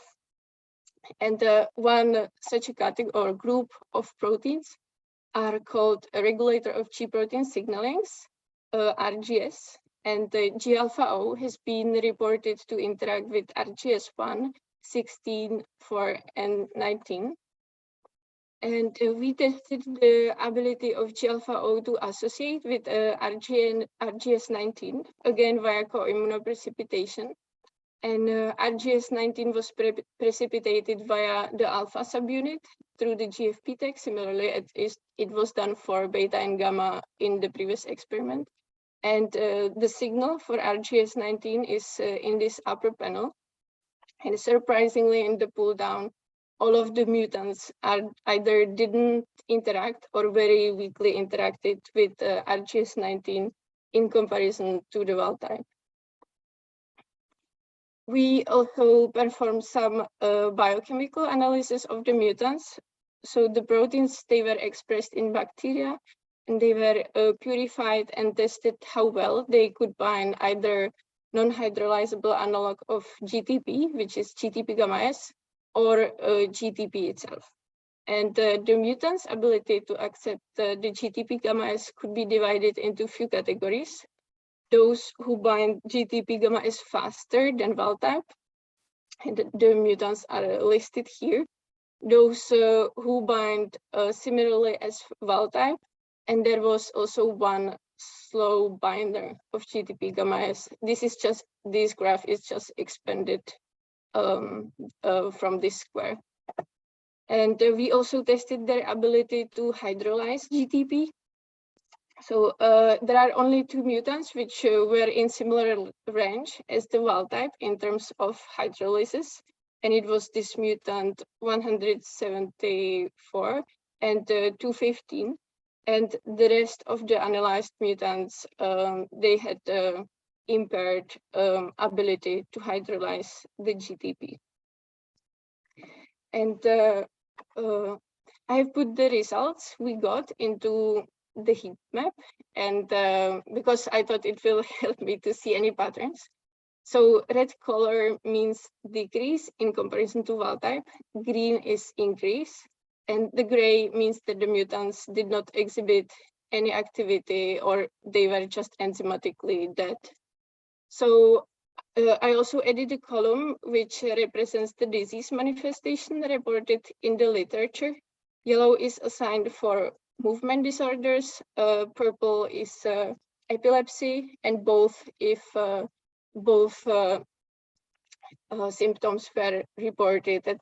At the beginning, the results, they look kind of random, but then I reorganized them, and there seems to be quite a pattern regarding the results obtained from the cellular assays, especially if we have a look at the plasma membrane localization and binding of beta and gamma subunit. The biochemical assay or the results from biochemical assay, they looked rather random. But I would like to summarize the finding with this picture. So the patients suffering from movement disorder carry mutations which allow the protein to be localized at the plasma membrane and also to bind beta and gamma subunits. On the other hand, the mutation causing epilepsy, they seem to have impaired localization at the plasma membrane, and they are abundantly present in Golgi. And also their ability to bind beta and gamma subunit was decreased. and the group of patients with both symptoms, they include, or these mutations behave very variably, and some of them are localized to the plasma membrane and some of them are not. And here I would like to thank to the whole Katanaev laboratory, especially to Vladimir, that I could be part of his research team, and to Gonzalo Solis, who is guiding the G-alpha-O part of the research in the lab, then to Yonika, Alexei, Misha, and Sabina, who also work on the G-alpha-O projects, and then also to the whole group for being really fantastic colleagues. And then I would like to thank to our facilities and also to the Bow Foundation and SNF for funding. And thank you for your attention. Thank you very much, Jana. We don't really have much time left, but just a couple quick questions. One is, would misfolding result in higher Golgi levels? Basically, would these mutations be just, you know, trapping the misfolded GO mutants in the Golgi, or whether you think that's a specific sort of feature of this mutants that they accumulate in the Golgi? Well, I think that it's possible that these mutants are not, well, we can also have a look at the biochemical data, and also if the mutants can accept the nucleotides, then I think that they will be folded. So it might be the feature of the mutants, but I think it's also possible that if they are not really folded or not well expressed, they will be trapped in the Golgi. Thank you. Another question, if you've analyzed the effects on a cyclic AMP production? No, we didn't. And we can, it's on our list, but so far we didn't analyze it. All right, sounds good. Thank you so much. Okay, thank you. We will move on with our program. And our next presentation is from Ina Shomer from Sheba Medical Center. And the title is on the screen, RNA-based therapeutics for the GNAO1 patient. All right. Hi all. Do you see my screen? We can see the screen and we can hear you. Okay. So hi, I'm Ina. I'm from Sheba Medical Center from the RNA-based therapeutics unit. And this is our patient. Her name is Ayala. She's 4 years old and she has the E246K mutation. She has neurodevelopmental disorder, severe hypotonia, dystonia, and she achieved no motor milestones so far. She has no seizures. She has normal EEG and normal MRI. And she's clinically monitored here in Sheba by Professor Bruria Benzeev. And the unique thing about her mutation is that in addition to the typical E246K mutation here, she has an additional SNP in a proximity. And that made her a good candidate for a RNA-based therapeutic, as an RNA-based therapeutic patient, because we can try to discriminate between the mutant allele and the wild type allele.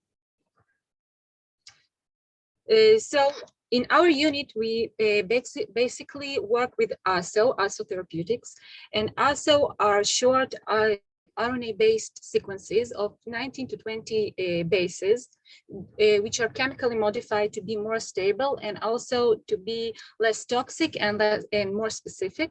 And they can be chemically modified to act as steric blockers, for example, for exon skipping or inclusion. And you can see here, like, do you see the cursor? Yeah, no. Yes. Yeah, okay, so it can be fully modified and very stable to block certain mutations for exon skipping or inclusion, or it can act as a gapmers. In this case, they are partially modified. The terminus of the ASO is modified, so it's very stable, but in the middle, it's not modified, or it's partially modified.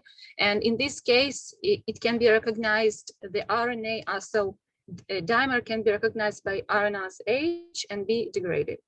So in Ayala's case, we wanted to use these gapmers to try to silence the mutant allele.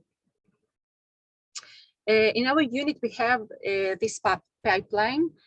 First, we design several assays, and then we do in vitro screen. In this case, we did a side check. I will explain later. And next, we analyze them via cellular models and in mice. We do toxicity studies, and then the lead assay is approved, and it might be injected into the patient. This is the ultimate goal. Okay, so we designed a library of 50 assays, which were all 90 to 20 basis length. They all were gapmers. They were chemically modified to reduce toxicity and to be very specific. And we started our screen. So all the gapmers, this is the mutation site, are sitting, all the gapmers sit on the mutation site. About the synthetic system we use to screen the assays. So first, the side check is a plasmid in which you can introduce a fragment of the cDNA, the wild type, separately from the mutant one. And this cDNA is joined to RNA luminescence. And if the assay is specific, it binds to the sequence, it's degraded, and you see decrease in the luminescence. And this was our first synthetic study. So you can see here we screened, this is just an example, a few assays. We wanted to see the best candidates should reduce the mutant allele and keep the wild type intact or almost intact. And we also did this dose response curve. Okay, for example, this is assay 16. Want to see this difference. And next. We took our best candidates and we wanted next to analyze them on ILS cells, on patient cells. So we took skin biopsy and we derived fibroblasts. We reprogrammed them to iPSCs and they differentiated them to NPCs, the neuroprogenitor cells, as you can see here. So first of all, we continued working with these cells, the NPCs, the more differentiated, which are called DRG, J7. And you can see that the GNAO1 expression increases, of course, in the neuronal cells. The total GNAO1 expression level is the same between the mutant cells and the wild type cells. What we did notice via RNA-seq that the wild type allele is twice the fold of the mutant one. The expression of the wild type is the twice of the mutant one. So next we took our assay and we transfected the patient's NPCs, and we did in several dosage here, and we had our candidates. We analyzed the efficiency of the silencing by real-time PCR with specific primers. As you can see here, for example, it recognizes the mutant in the patient cells in comparison to the wild type cells. This was using RNAi, and this was gamnotic uptake. So we have here a few good candidates like this one in a relatively low dosage. We also validated the real-time PCR results using NGS. We constructed a specific library for a targeted library for GNAO1. And this library was like a dual library for GNAO1 and normalizing gene. And we saw that the NGS results were like correlative to the PCR results, to the real-time PCR results. So we can trust these results. Next, we wanted to do several functional assays to assess the effectiveness of the treatment on the ILS cells. And one of these assays is cyclic MP measurement, which is a secondary messenger. We wanted to compare the wild type and the E246K mutation cells, and also to assess if the assay treatment can normalize cyclic MP levels. This assay is we are still calibrating it, but we do see some results in iPSCs, but also in the neuroprogenitor cells. We see the assay normalizes or try to normalizes, almost normalizes the cyclic MP level. We also wanted to do a RNA-seq and to analyze the gene expression. We want to find good candidates to next follow genes that we can follow if, for the ASO treatment.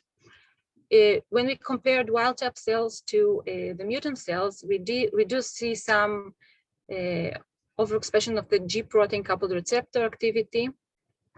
And we're in the middle of the analysis, and we want to find few genes, but we didn't see any adverse effect from the ASO treatment.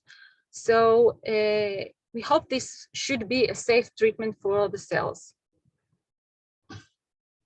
Okay, next we designed a mice model. The GNAO1 gene is relatively similar. It's very, very similar, and the mutation site is 100% identical between the mice and the human. So this is our design. This is the human, and this is the mice, and the mice gene. And you can see we inserted this mutation, like in our patient's case. And this is, we do see a severe phenotype. I will show you in some cases. They have these seizures. We can see this dystonia phenotype. We also, they also see that it's very hard for the mice to recover after treating them, like even moving them from cell to, from one cage to another. They're hard to recover after stress, and that makes the colony hard to maintain, but I think now it's better. Okay, so our next step, we derived cells from E14 embryos, brain cells. We culture them, and now we want to assess the ASO treatment on the mice cells. Later, we want to inject ICV of the candidate ASO to the mice. Okay, so this is how the cells, the mouse neurospheres look like. They are differentiated to these neurons. We didn't see any difference between the wild type and the E246K protein levels, total protein, right? But this is, we tried to silence the mutant allele. So you can see here that this is the wild type. It didn't reduce, and the wild type in this concentration reduced the wild type, the mutant allele. Okay. The next step is the toxicity studies. So the toxicity assays were based on published Ionis studies. We did a CASPAS, the GLOW CASPAS. This is the non-toxic ASO control. This is the toxic ASO control. We see that our ASOs fall in the range of the non-toxic range. We also did the CCL22 level and BJAP cells. And this is our best 5 candidates. And you can see that 41 is not toxic.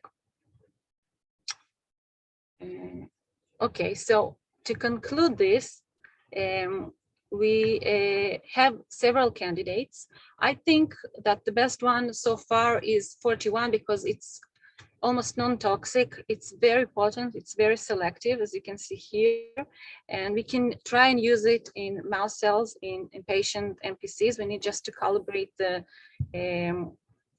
functional assays to see its effectiveness. And we're also considering 44. That's it. This is our group. This is our team. Thank you. All right. Thank you very much. We have questions. So one question was, please clarify the mouse phenotypes in terms of seizures. Are they spontaneous or induced? They are, if you induce a stress, like if you pick them up or if you open the cage, it's not always happens, but it's not like a stable phenotype. In the severe phenotype is not that stable, the seizure phenotype. Mm-hmm. But it happens. But they're not chemically induced. No, it's spontaneous. Like. All right, then yeah. We have a question about did your synthetic screen result match the patient IPS derived neurons, not NPCs, as well as mouse, or there are some differences? The silencing. Yeah, in terms synthetic of silence? screen. Yeah, We patient just did that. started, yeah, but yes, the preliminary results show it does. You can see that they do silence the mutant allele. It's exactly the same sequence. So in terms of silencing, it is very much alike. In terms of functionality, we need to test it. What kind of cells are those NPCs? I mean, what neuron type you differentiating them into? They are differentiated like spontaneously. It's not driven to specific. I think it's a mixture of cells. It's a mixture. So yeah. Yeah, it'll be kind of interesting to differentiate them to a particular, Yeah, we can try. And then so there's one more question regarding patient RNA sequencing data. There was a surprise that you see much lower levels of mutant to the wild type. Any suggestion as to why this may be happening? Well, I don't know, maybe the cells try to compensate. Maybe it's less stable as an RNA. It's in the same cell, the wild type allele and the mutant allele, right? So in total, I see the same amount of GNAO1 or GNAO1 total RNA, but there is a shift. It's not 50-50. It's like a third of mutant allele and 2/3 the wild type. Maybe that cell trying to compensate. Maybe it's less stable. We can't really know. Okay. Yeah, so there's another question that came through the chat. How do you anticipate demonstrating benefits of the ASO in a patient that has no symptoms at this time? I presume that the talk is about seizures, right? No seizures yet. Does the patient have an older sibling on which there is a known course of a disease progression? No, she doesn't have it, but we hope that we will continue monitoring her, and we hope that the seizures won't appear. This is the main goal. All right. So is there any other questions? I believe we're a little bit ahead of time, but thank you for saving time. Thank you, Dr. Shomer. All right, then we're going to move on to the next item in the program. And this is the presentation by Chen from University of Texas Southwestern Medical Center in Dallas. And the title is Development of AAV-mediated Gene Replacement Therapy for the GNAO1 disorder. Dr. Chen? Hey, thank you. Oh, sorry.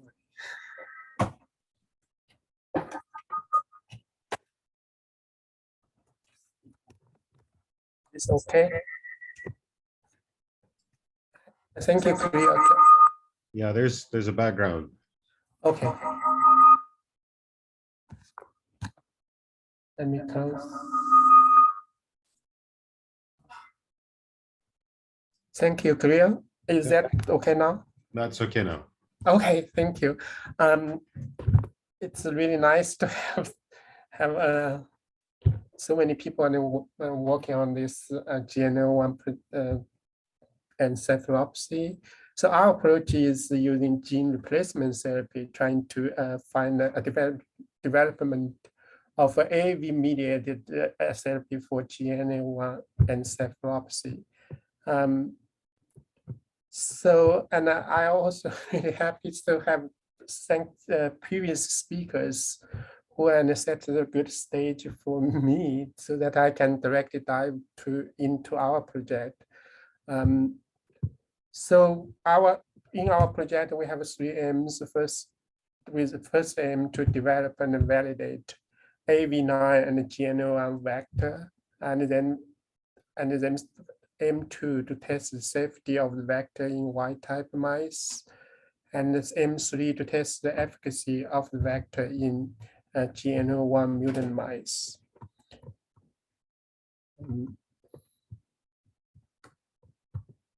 It's not advancing.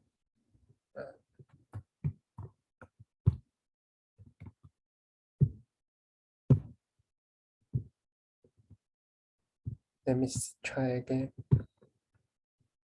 Okay.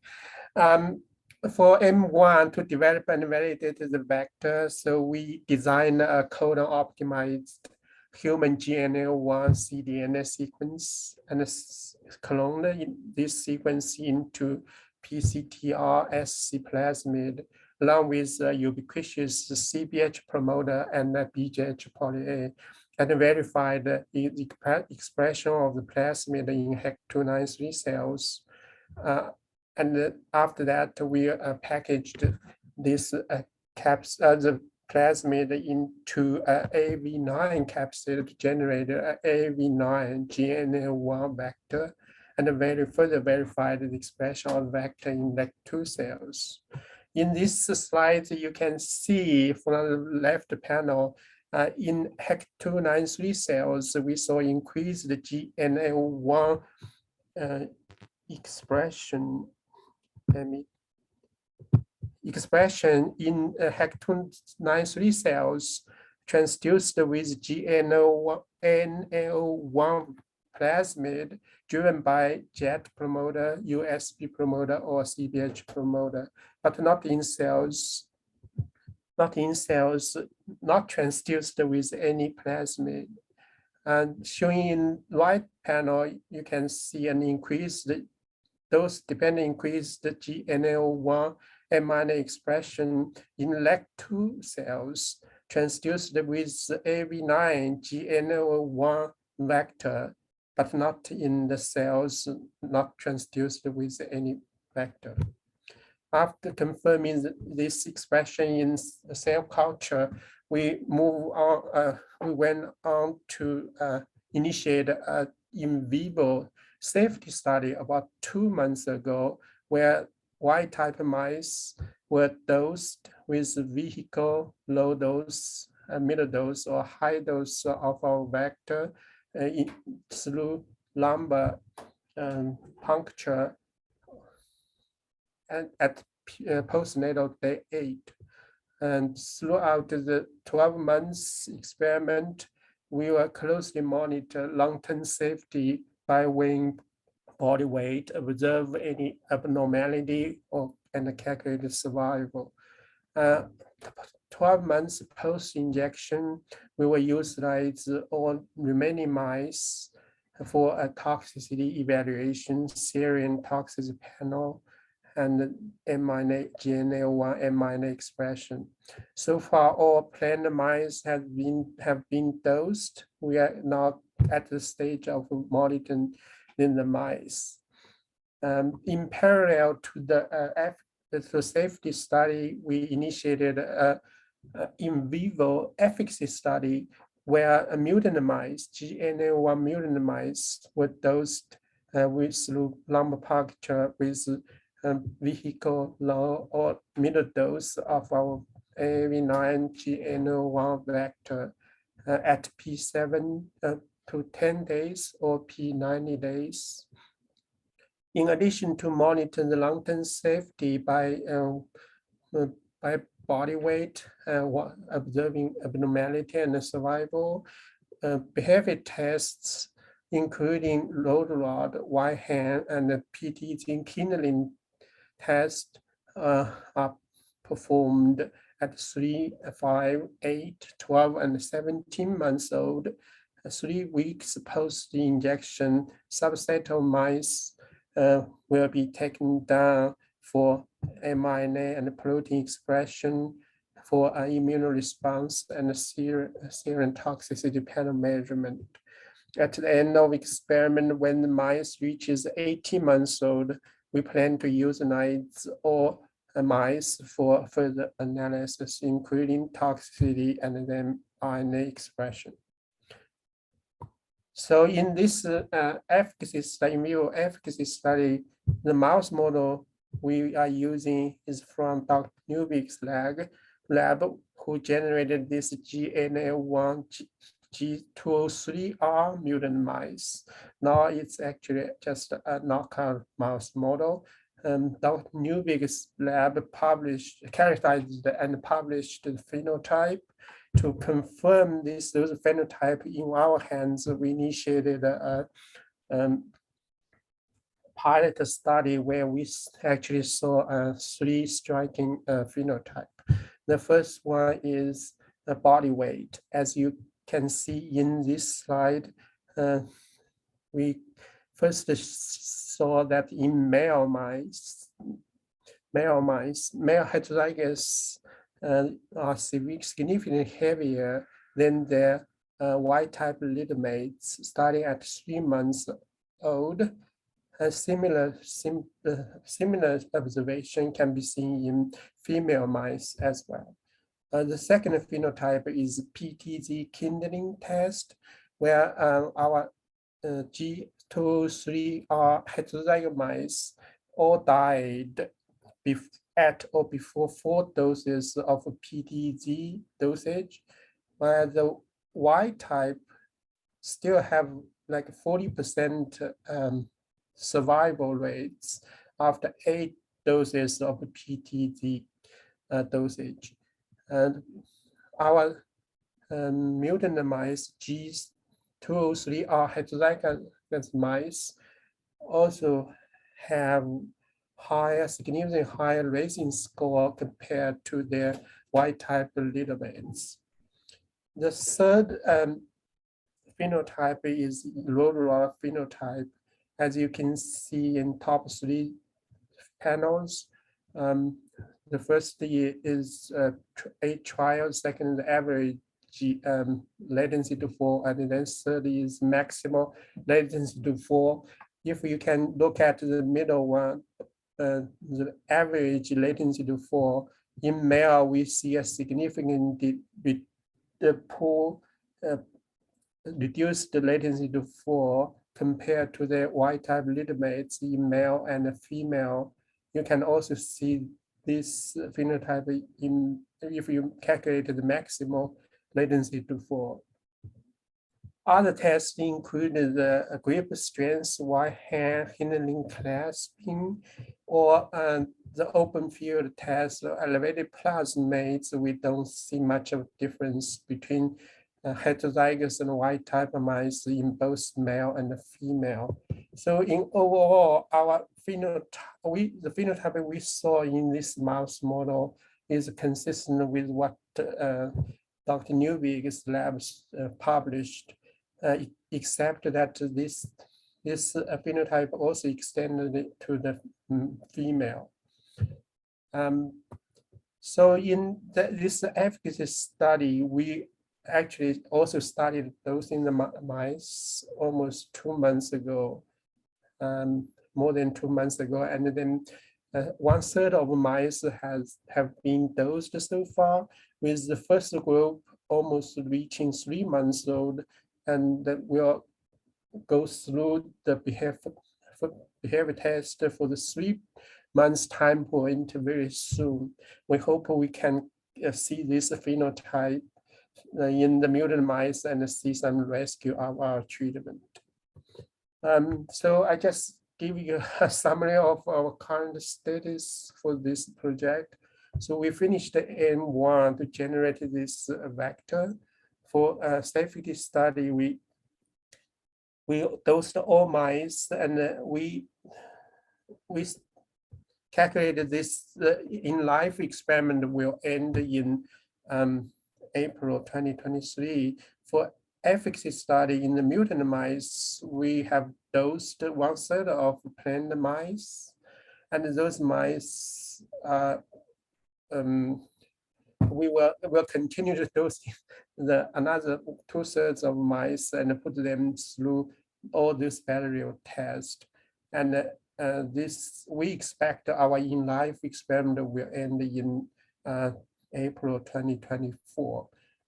With this, I like to thank my mentor, Dr. Stephen Gray, my co-worker, Andrew Boynett, and Thomas Stone, our funding source, Tasha Gene Therapy, and the support from the Bao Foundation.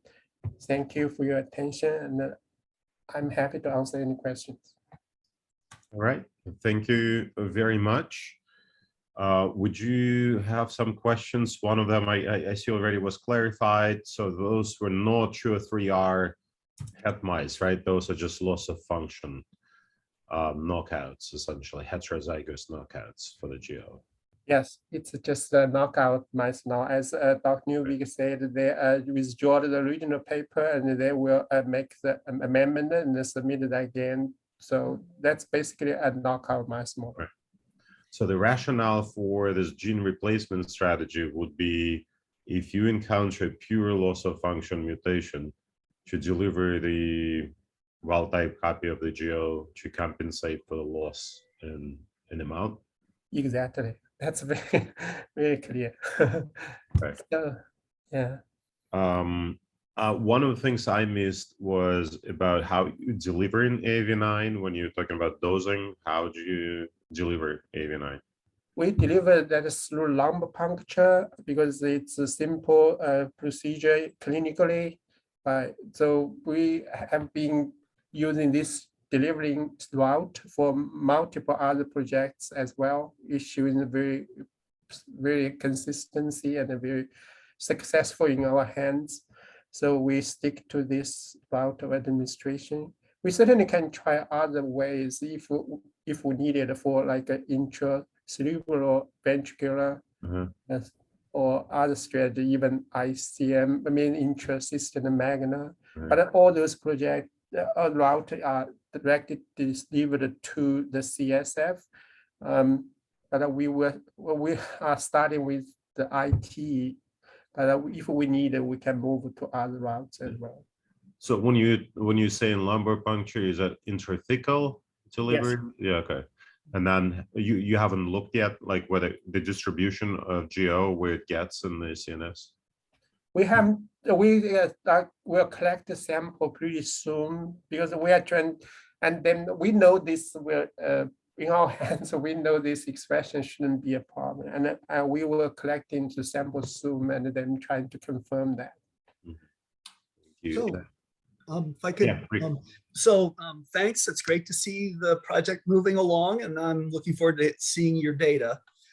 One thing for people in the field with respect to the G203R mutant mice, the new genotype of those mice is now published in Journal of Neurophysiology. So if anyone wants to look at that, Jade Feng's paper in Journal of Neurophysiology on cerebellar electrophysiology studies was done in these same mice. And we've explained in detail the genotype of those mice with the splice variant.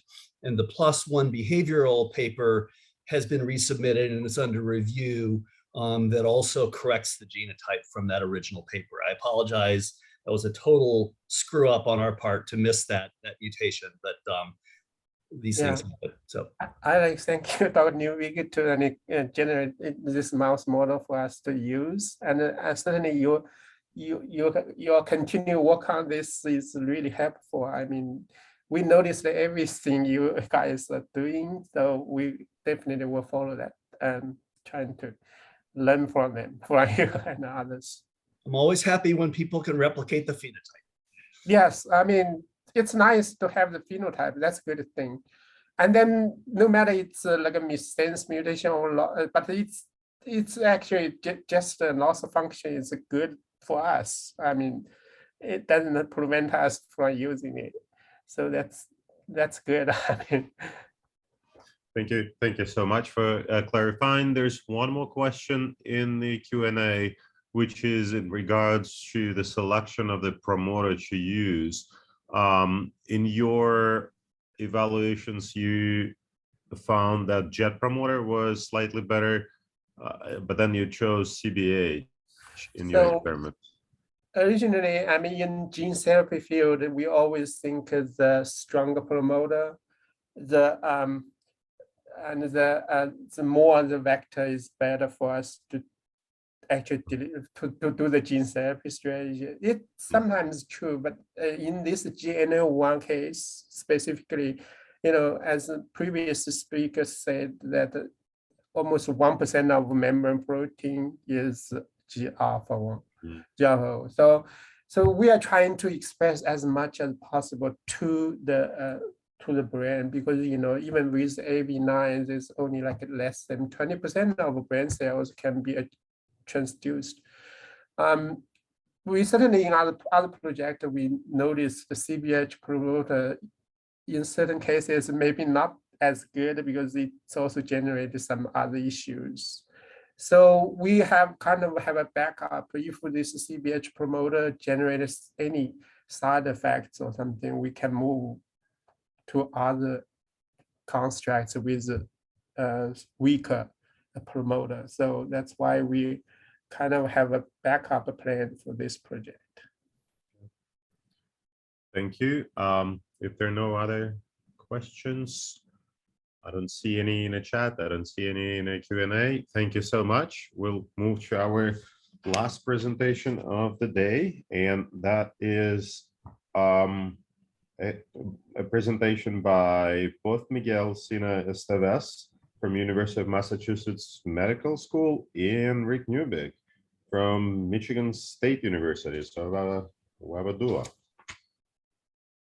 If you can go ahead and share your screens, we'll get started on that. All right. Well, we're gonna do this. I'll start and then Richard will take over. So thank you very much for inviting me to talk about our program and joint program with Richard. So just wanted to start with a little bit of background on AAV, very brief.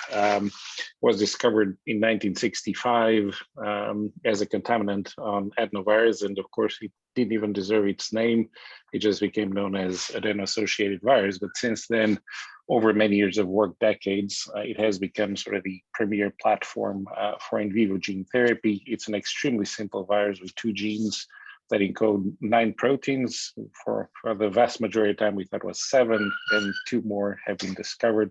Really is a nanoparticle with 20 to 25 nanometers and uses a very small genome of 4.7 kb, and it's wild type as a single-stranded DNA. One of the attractive features of AAV is the fact that it doesn't replicate on its own and depends on other viruses, such as adenovirus and HSV, to replicate. And in fact, there hasn't been any linking of AAV to wild type AAV to human disease. So over that intervening about 50 years or more than 50 years, what we've learned is how to gut the virus and replace everything with information that we need to restore some function. And here, of course, is just the traditional supplementation where you have a promoter, cDNA of interest, and a poly-A. And the only elements of the adenovirus AAV that you need is actually these ITR elements that are necessary for genome replication as well as packaging. So part of the reason we like it is because, of course, of high efficiency in vivo gene transfer, albeit it's the most efficient entity that we have presently, not necessarily tremendously efficient when you consider the type of dosing that is being used in patients, but it certainly is the best we have and has and allows a broad distribution. One of the aspects that's actually pretty important also is that for the most part, it doesn't integrate into the host genome, and so there is relatively low genotoxic potential and does far with more than 1,000 patients. Actually, right now, way more than that. There hasn't been any description so far, and knock on wood that it remains that way. We haven't had any evidence of cancer formation after AAV gene transfer. But of course, one of the attractive parts, especially for CNS gene transfer and gene therapy, is the fact that as far as we know, it mediates long-term gene expression in vivo, especially in the brain, where it can be really long duration in animal models. We can have animals express gene for their lifespan. While we used to say that it's immunologically safe, well, that's somewhat true, but now that we reach much higher doses than we used to in human, we're starting to see some immune responses that, fortunately enough, they seem to be controllable with short courses of immune suppression. How are they generated? So they essentially are generated in cell culture by co-transfection of the vector that you're interested in, the ITRs, and 2 plasmids separated and co-transfected in 293 cells, and they can be purified, of course, from the gamush cell, the proteins, and methods have been developed to actually purify them to a great degree that there's not much cross-contamination with other proteins or genomic DNA. One of the interesting features of AAV that has actually been incredibly useful over the years is that it's fairly, it can be packaged in multiple capsids. So currently the standard in the field is AAV9, but it doesn't mean that if we develop other capsids, which are these 3 dots over here, that we need to re-engineer the genome itself. So what we found is that it packages equally well with AAV2 ITRs across multiple capsids. And so that's a big advantage as the field evolves to have more potent capsids, that we can actually go back to the same genomes that we've generated early on, as you saw from Dr. Chen just now, and really test capsids that may be much more potent than the capsids that we're using today, such as AAV9 and others. There are two flavors of AAVs that people use in the gene therapy field. Of course, the wild-type genome is a single-stranded DNA genome, which once you infect cells, they have to undergo a conversion from a single-stranded DNA to a double-stranded DNA to become transcriptionally active. And during those 50 years, someone discovered that, in fact, if you delete a terminal resolution site in the ITR, you can actually package molecules that are, and I apologize, I didn't have my laser pointer on, double-stranded genomes in the AAV capsid. However, bunch does not come free necessarily, simply because the genome capacity, the single strand is 4.7 kb. And now while this genome packages, it's much smaller. The capacity is about 2.4 kb for the entire genome, including ITRs. But it does have one advantage, major advantage, that self-complementary AAV vectors really are 10 to 100-fold more potent than the single-stranded DNA, and probably because of the conversion from single-stranded DNA to double-stranded, that is an inefficient process. So if possible, using self-complementary AAV vectors is a considerable advantage in design.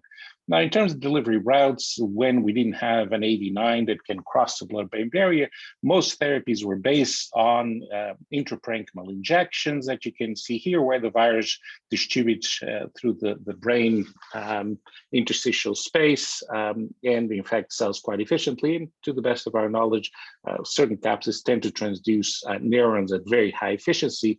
But of course, then with the advent of more efficient capsids, such as AAV9, that made possible the crossing of the blood-brain barrier simply from infusion into the blood, but also then the idea that we could actually infuse AAV vectors through the cerebrospinal fluid to get a broad distribution. And as Dr. Chen mentioned, intrathecal delivery, cisterna magna, or lateral ventricles are options that are being explored by different groups.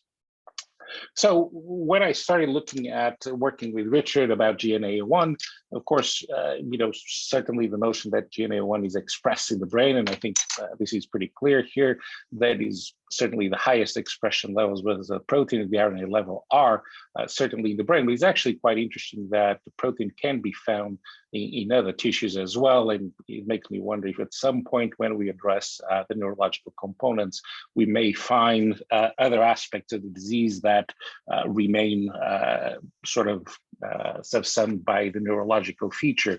So, but that's something to, I suppose, to consider in the long run, since the neurological features are considerably more important. Again, this is just a source from another source, GTEx portal. And running through some of these databases that I became aware, and I admit to my neophyte status in the GNAO1 field, that in fact, I was quite surprised that there were two genes that are known, or two isoforms, apologize, not two genes, but two isoforms of the protein generated by alternating splicing. And it's interesting because the two proteins really are a bit different, both at the RNA or DNA level and at the protein level, GOA and GOB. G0 and G0B, there are quite a few differences here at the C terminus. So to me, the question is, where are these genes expressed? Are they used in the same cells? Are they used in different cells in the brain? And that's the type of information that I think is quite important when one's thinking of developing a gene therapy for a disease that actually not only generates two isoforms, but in fact, you can actually look up some of this information. And in fact, both of them seem to be expressed at comparable levels in the CNS. So clearly, there is a function for these two proteins, I assume, given that mRNAs are expressed. And the question is, what is their separate function? So that led me and Richard to actually design self-complementary AAV vectors with expressing what we call GNA 1.1 and 1.2, obviously one encoding for G0A and G0B. And just to facilitate some of the work that Richard is doing and myself, we actually encoded protein tags at the ends of each one of them in different so that we could actually look at them. So this type of vectors, as was mentioned before in the question, is that they are appropriate for loss of function mutations, whether it's haploinsufficiency, gain of function, or dominant negative functions. I'm not one to argue either case, but certainly we can understand that for these cases, this type of design is not quite appropriate. So that's one of the aspects that we are addressing, and certainly one of the aspects to consider is that when developing an siRNA or an ASO, as we just saw from Dr. Shomer, is that you're going to have to develop ASOs or siRNAs for each mutation that is dominant, negative, or gain of function. And while that's possible, we're talking about a disease that has a very small number of patients. And certainly as you slice it into each mutation, then the number becomes even smaller. So one of the approaches is that you can take is actually design dual function AAV vectors where it does simultaneously two things. One of them is that it silences the endogenous allele. And for that, of course, you need to identify potent siRNAs or microRNAs to do that. And at the same time, you can express a normal protein, which you can be engineer the coding sequence to be resilient to microRNA regulation. And that principle is just as shown here. Let's see if this actually works at all. So I guess it does work. The mRNA being made, potentially this is one of the designs that Drosha processes. The microRNAs are loaded into diacer, processed into single strand. The microRNA targets the endogenous allele, and what you have now is the protein that is derived from the AAV being made, and essentially you silence, or at least ideally, you silence would be only the mutant, but that would require, again, to make one AAV vector for each mutation. So an alternative approach is that you silence both of them, and you target sequences where there are no known mutations in human. So as you've seen before in the process of screening for mRNAs, microRNAs that engage the human in the mouse, because ideally we would want to use a microRNA that we can test in mice, but that can be translated into humans, since toxicology studies then are a lot more meaningful than have one that is mouse specific and then have to switch into human and then be forced to do somewhat different experiment in the toxicology. So you've been introduced to this PSI check vector with various two luciferases. One of them carries in the 3' UTR the target gene, being either the human or the mouse. And essentially what you look for is a change in the renilla to luciferase ratios in the co-transfected cells. So these actually work pretty well. We designed 4 different microRNAs, tested them. We identified one that had about 80% silencing both in human and mouse cells.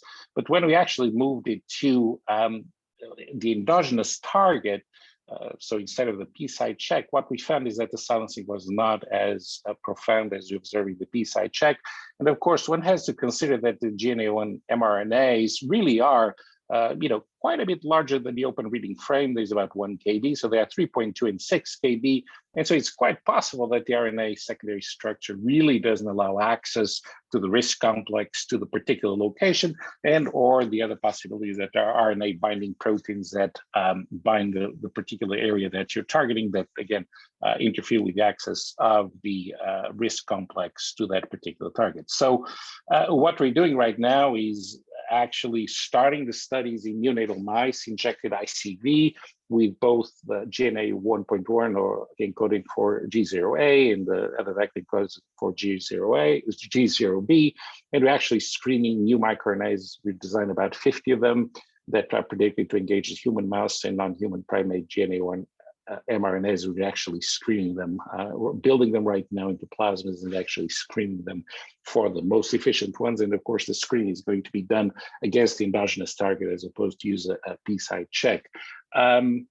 We've also designed a bicistronic AAV that actually encodes simultaneously both proteins. And so that's also part of the study that we're going to do as well. But that, of course, because now you're encoding two of these genes, and that I've told you before, self-complementary vector has limitations of the transgene capacity, this then becomes a single-stranded DNA, which has disadvantages in relation to a self-complementary. The other aspect that I'm really, really interested in, and hopefully someone in this group actually knows way more than I know, and actually knows where each one of these isoforms is expressed potentially in the mouse brain, but of course also ultimately in the human brain. Is there a cell type specificity, or are they just co-expressed in the same cell type? And that's some of the information that I would love to find out. And if anyone here knows, please do let me know. And now I'll pass it to Richard. Richard, go ahead, please. Okay, if you could stop sharing your screen. I am going to do so. Hold on just 1 second. Okay, there we go. Okay, this will be quick. We've actually, for our study, we're using the R209H mutant mouse that my lab developed based on funding from the Bow Foundation. This is a movement disorder allele, and I will go into that, but we have some preliminary data that I'm happy to share. But first I wanted to touch briefly on the gain of function, loss of function. As you know, probably from our early work in 2017, we found that the loss of function alleles, those that didn't express very well and weren't able to mediate cyclo-TMP signaling, were associated with epilepsy phenotypes in the patients. And what we called gain of function, but now I think may be better thought of as either normal, relatively normal function or a dominant negative, was associated with movement disorder. And of course, Dr. Martemyanov's lab has really assessed, using a different readout, a number of these mutants and classified them more as dominant negatives. I think the key point here, and Miguel mentioned this, is that the gene therapy for a loss of function, which will primarily be in the epilepsy group, I believe, is going to be gene replacement, whereas in the movement disorder or in ones where there's good expression of the mutant allele, we may need to do both knockdown and gain of function and expression. So here we have two mutants, the R209H, which is a movement disorder allele. The mouse line is very well behaved. They're viable. We can even make homozygotes, although they don't do quite as well, but the heterozygotes clearly show a hyperactivity movement disorder. And then our splice mutant mouse, which we originally called G203R, but now we're calling the splice mutant allele. We see different phenotypes for these. The R209H mice are hyperactive in open field, very profoundly hyperactive. And we believe this is through potentially some sort of gain of function in the striatum due to enhanced dopamine signaling. With the loss of function mice, we see a clear seizure phenotype. We've gotten a thermal seizure apparatus thanks to the Bow Foundation, and we're able to show very clear seizure phenotype in the loss of function mice. The wild types don't show that. The R209H mutants, the movement disorder mice, show a little bit of seizures, but that may not be much different from the wild types, and we need bigger ends to really nail this down. We just started these studies. We clearly see a different phenotype here, hyperactivity here. We see a mild gait disturbance in the loss of function mice, but a definite seizure phenotype. So this data will all be on this mouse.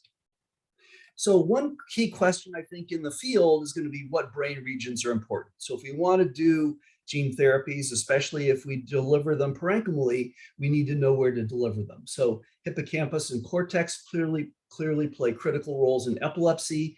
There's a lot of data around that. Striatum plays an important role in movement, especially Parkinson's and hyperkinetic movement disorders. And in GNAO1 patients, the globus pallidus interna, a part of the striatum, is the major site of DBS. So in terms of delivering gene therapies, there are multiple options in this study because of the hyperactivity phenotype, which we felt was probably driven through the striatum. We've chosen to target the striatum for our gene delivery in this particular project. Now that's also feasible clinically. So there are gene therapy studies in Parkinson's already going on for delivery into the striatum. So this is something that can be translated very directly if that ends up being the best way to get the most efficient gene delivery.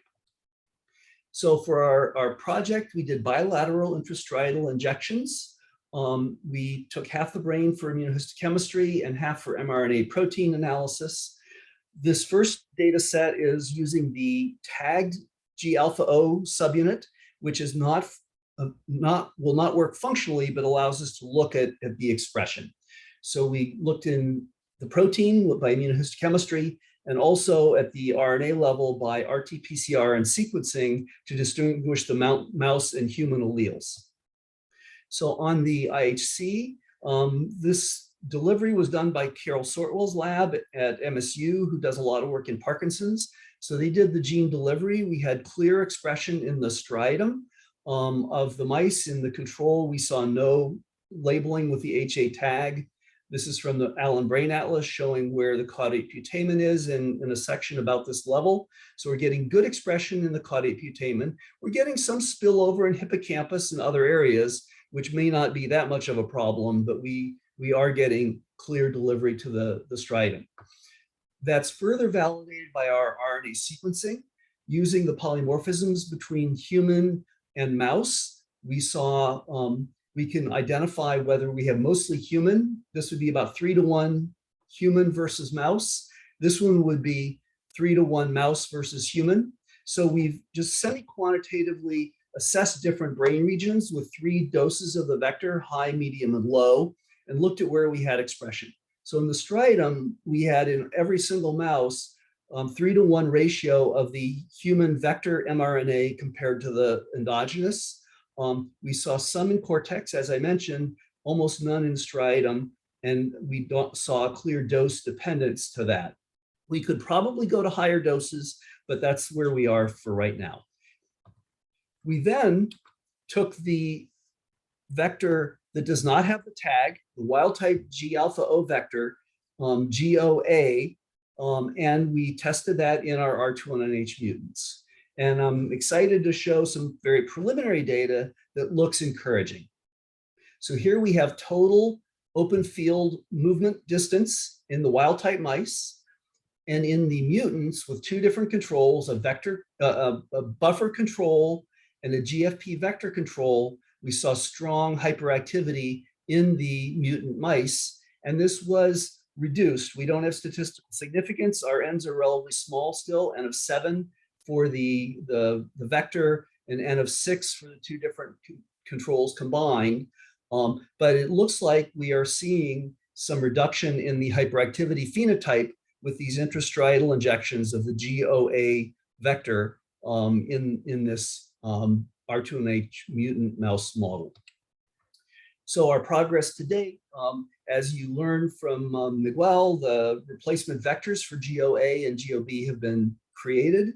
We've shown expression of the GOA protein and mRNA in the striatum, and our preliminary data show suppression of hyperactivity in the R209H mutant mice with delivery of the GOA gene.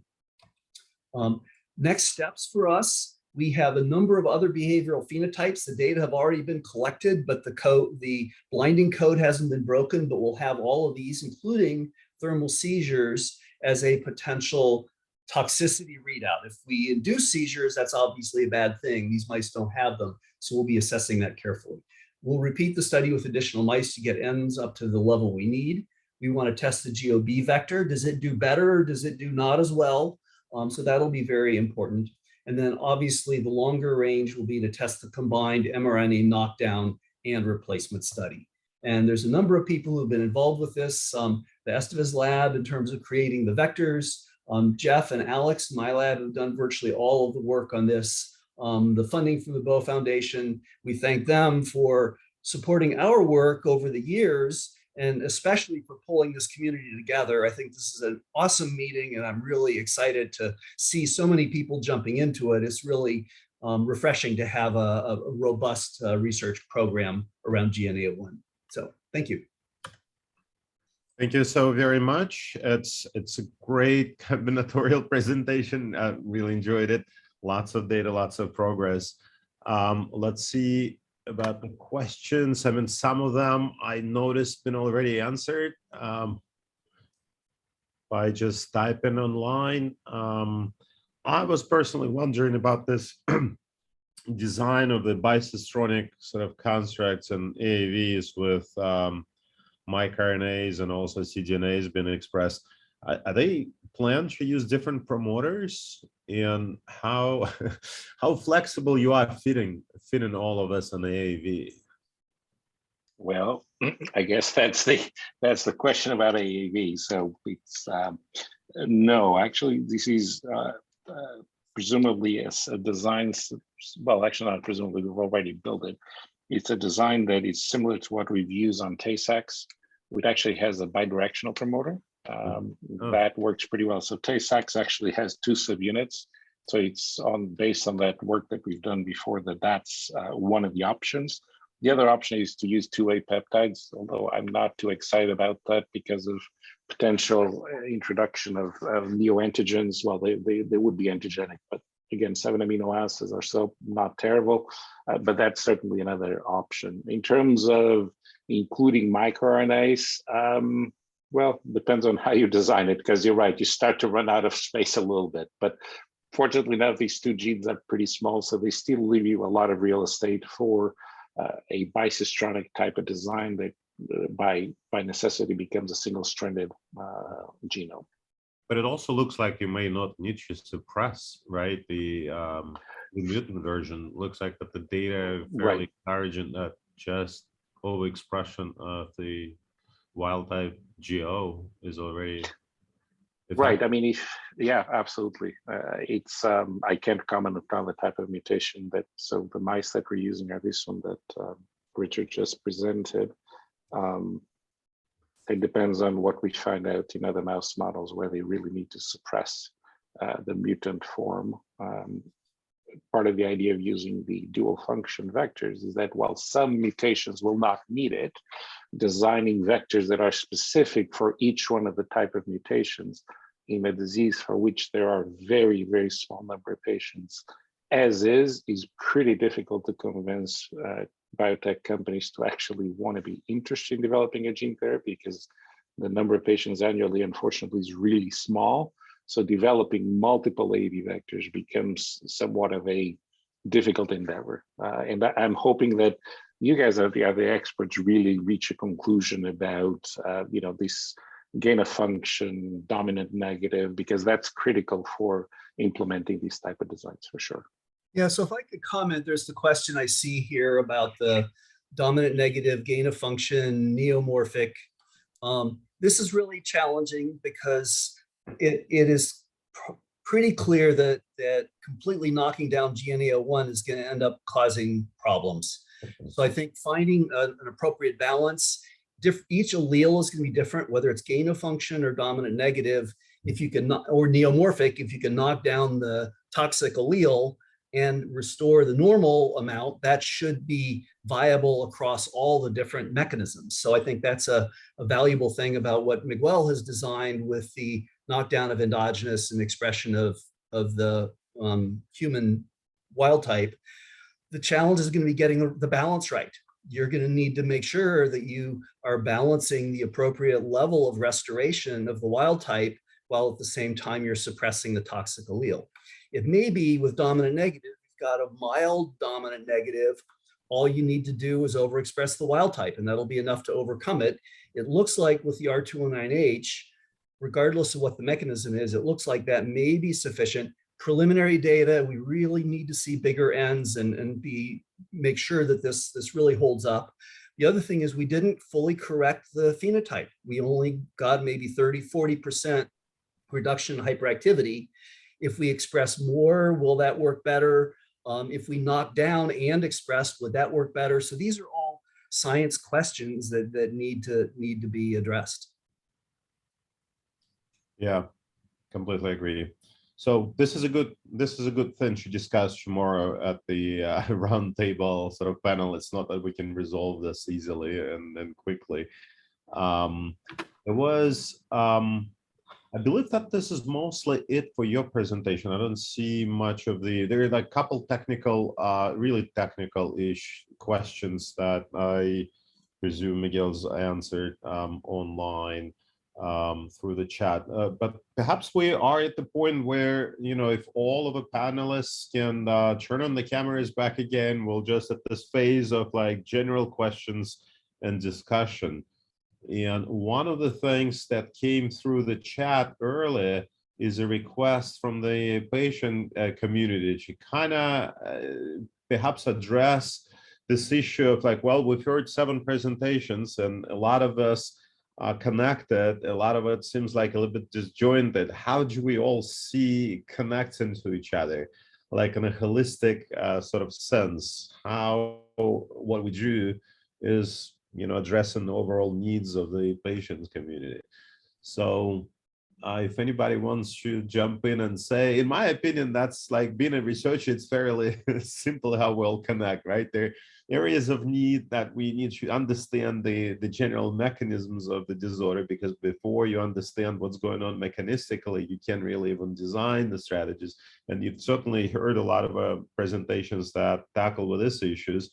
And then once we understand how, even before we completely understand how, well, what would be the technology that you use for correcting these issues? And, you know, there are presentations that work on the development of gene therapy strategies and also even small molecules. There's this, and, you know, at the end of the day, we can't exactly go also in the humans right away. There's a need for the animal models for both serving as platforms for corrective strategies, but also to better understand the disorder. So, and if, again, across the presentations, I think that also came across as another sort of connection point. But, you know, if anybody else wants to jump in and, you know, present the SHIG community of how we all fit together. Yeah, Kirill, I agree. I think there's actually a lot of alignment, a lot of agreement with what people are talking about. I think the specific molecular mechanisms still are a little bit challenging in terms of where in the cell these things are going on. But I think 2 overarching questions that we really need to answer as a community, and we should address these in the workshop tomorrow, are what brain regions are really critical for this, and having floxed alleles or having the conditional knock-ins would be incredibly valuable for that. So I think what brain regions are critical for for the epilepsy, for the movement disorder. And then the other question, which I think will be really important in terms of convincing the FDA or other regulatory agencies to approve therapies, is can we bin different patient subsets based on mutant allele or clinical phenotype into ones that would do well with this treatment or this treatment? So I think those are 2 really overarching questions that will be really valuable for the research community to address, both clinical and the basic research community. Yeah. Does anybody else want to weigh in? Well, I can weigh in here, Harold, from the Netherlands. I think it's really important also to start working on more human models, because we know that a mouse is not a man. The wiring in the mouse brain is different from the human being.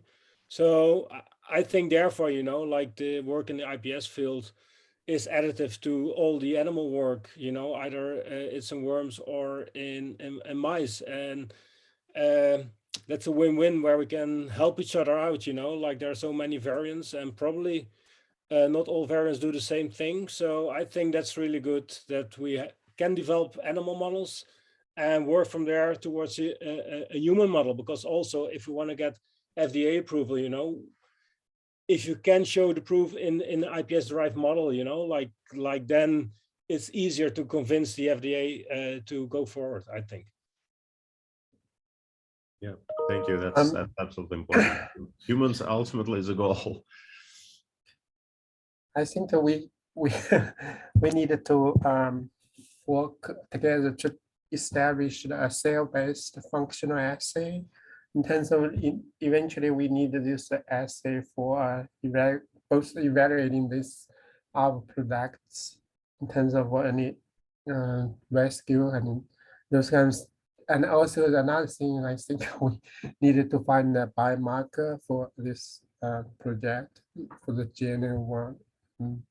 So that will be very helpful as well, I think. Yeah, and I agree there, and I also agree with Richard. You know, like which cell type, which cell types are affected in the movement disorder. You know, where in the brain is the initiator with the epileptic phenotype? Where in the brain is the initiator? Is it in the cortex? Is it somewhere else? You know, like I think that's really important. Also, if you can make an IPS derived model, you would like to make these identical neuronal subtypes in a dish for your screening, and also for your selection of your medications, I think, and the prediction of which medication we should give to which patient. So Kirill, I'd be interested in, you've done a lot of work in striatum in terms of cyclic AMP regulation and all that. I'd be interested in your thoughts about what downstream signaling mechanisms, we've heard about the Golgi, the more classical geo signaling or regulation of cyclic AMP through beta gamma release perhaps, or the ePhys work with calcium channels and potassium channels. So in terms of which effector should we be looking at as we're thinking about this? That's $1 million question, isn't it? Right. So like what we don't know whether cyclic AMP changes are causal, right? In any of us.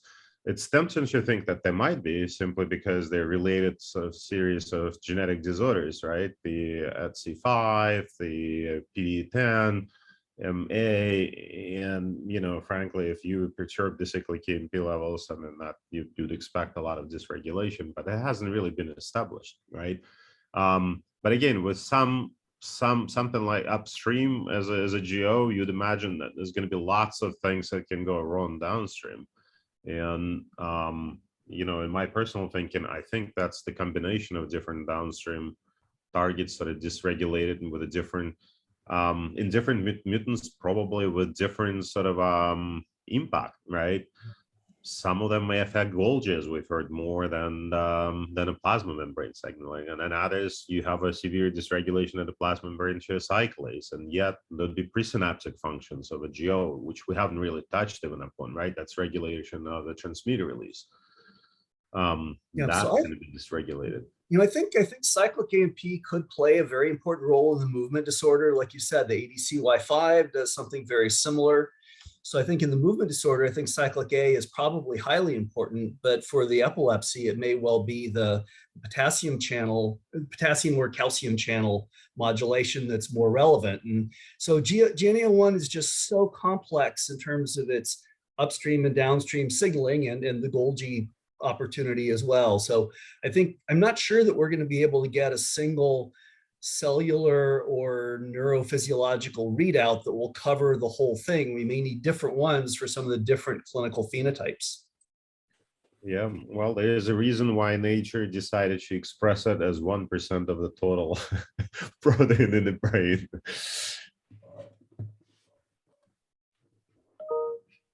Yeah, that would make up a really good discussion tomorrow. I think that we should certainly touch upon this.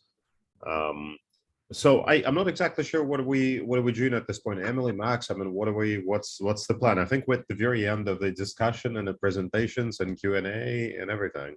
Yes, I think we're ready to wrap up. So I would just like to take a moment to say thank you so much to all of our presenters today. Everyone did so phenomenal, and I think it was very, very interesting. I think this will lead to a really interesting and productive conversation tomorrow. Does anybody else have any last words they want to chime in before we all sign off? Max, do you want to add anything? Thank you to our interpreters. Thank you for all of our families for participating. Thank you, Kirill, for moderating. You did a wonderful job. We really, really appreciate it. Thank you, everybody. All right. Yeah, just want to second Emily and thank everyone for the talks, very interesting talks. Looking forward to tomorrow, and thanks for all the attendees today and to the interpreters again. Thank you very much.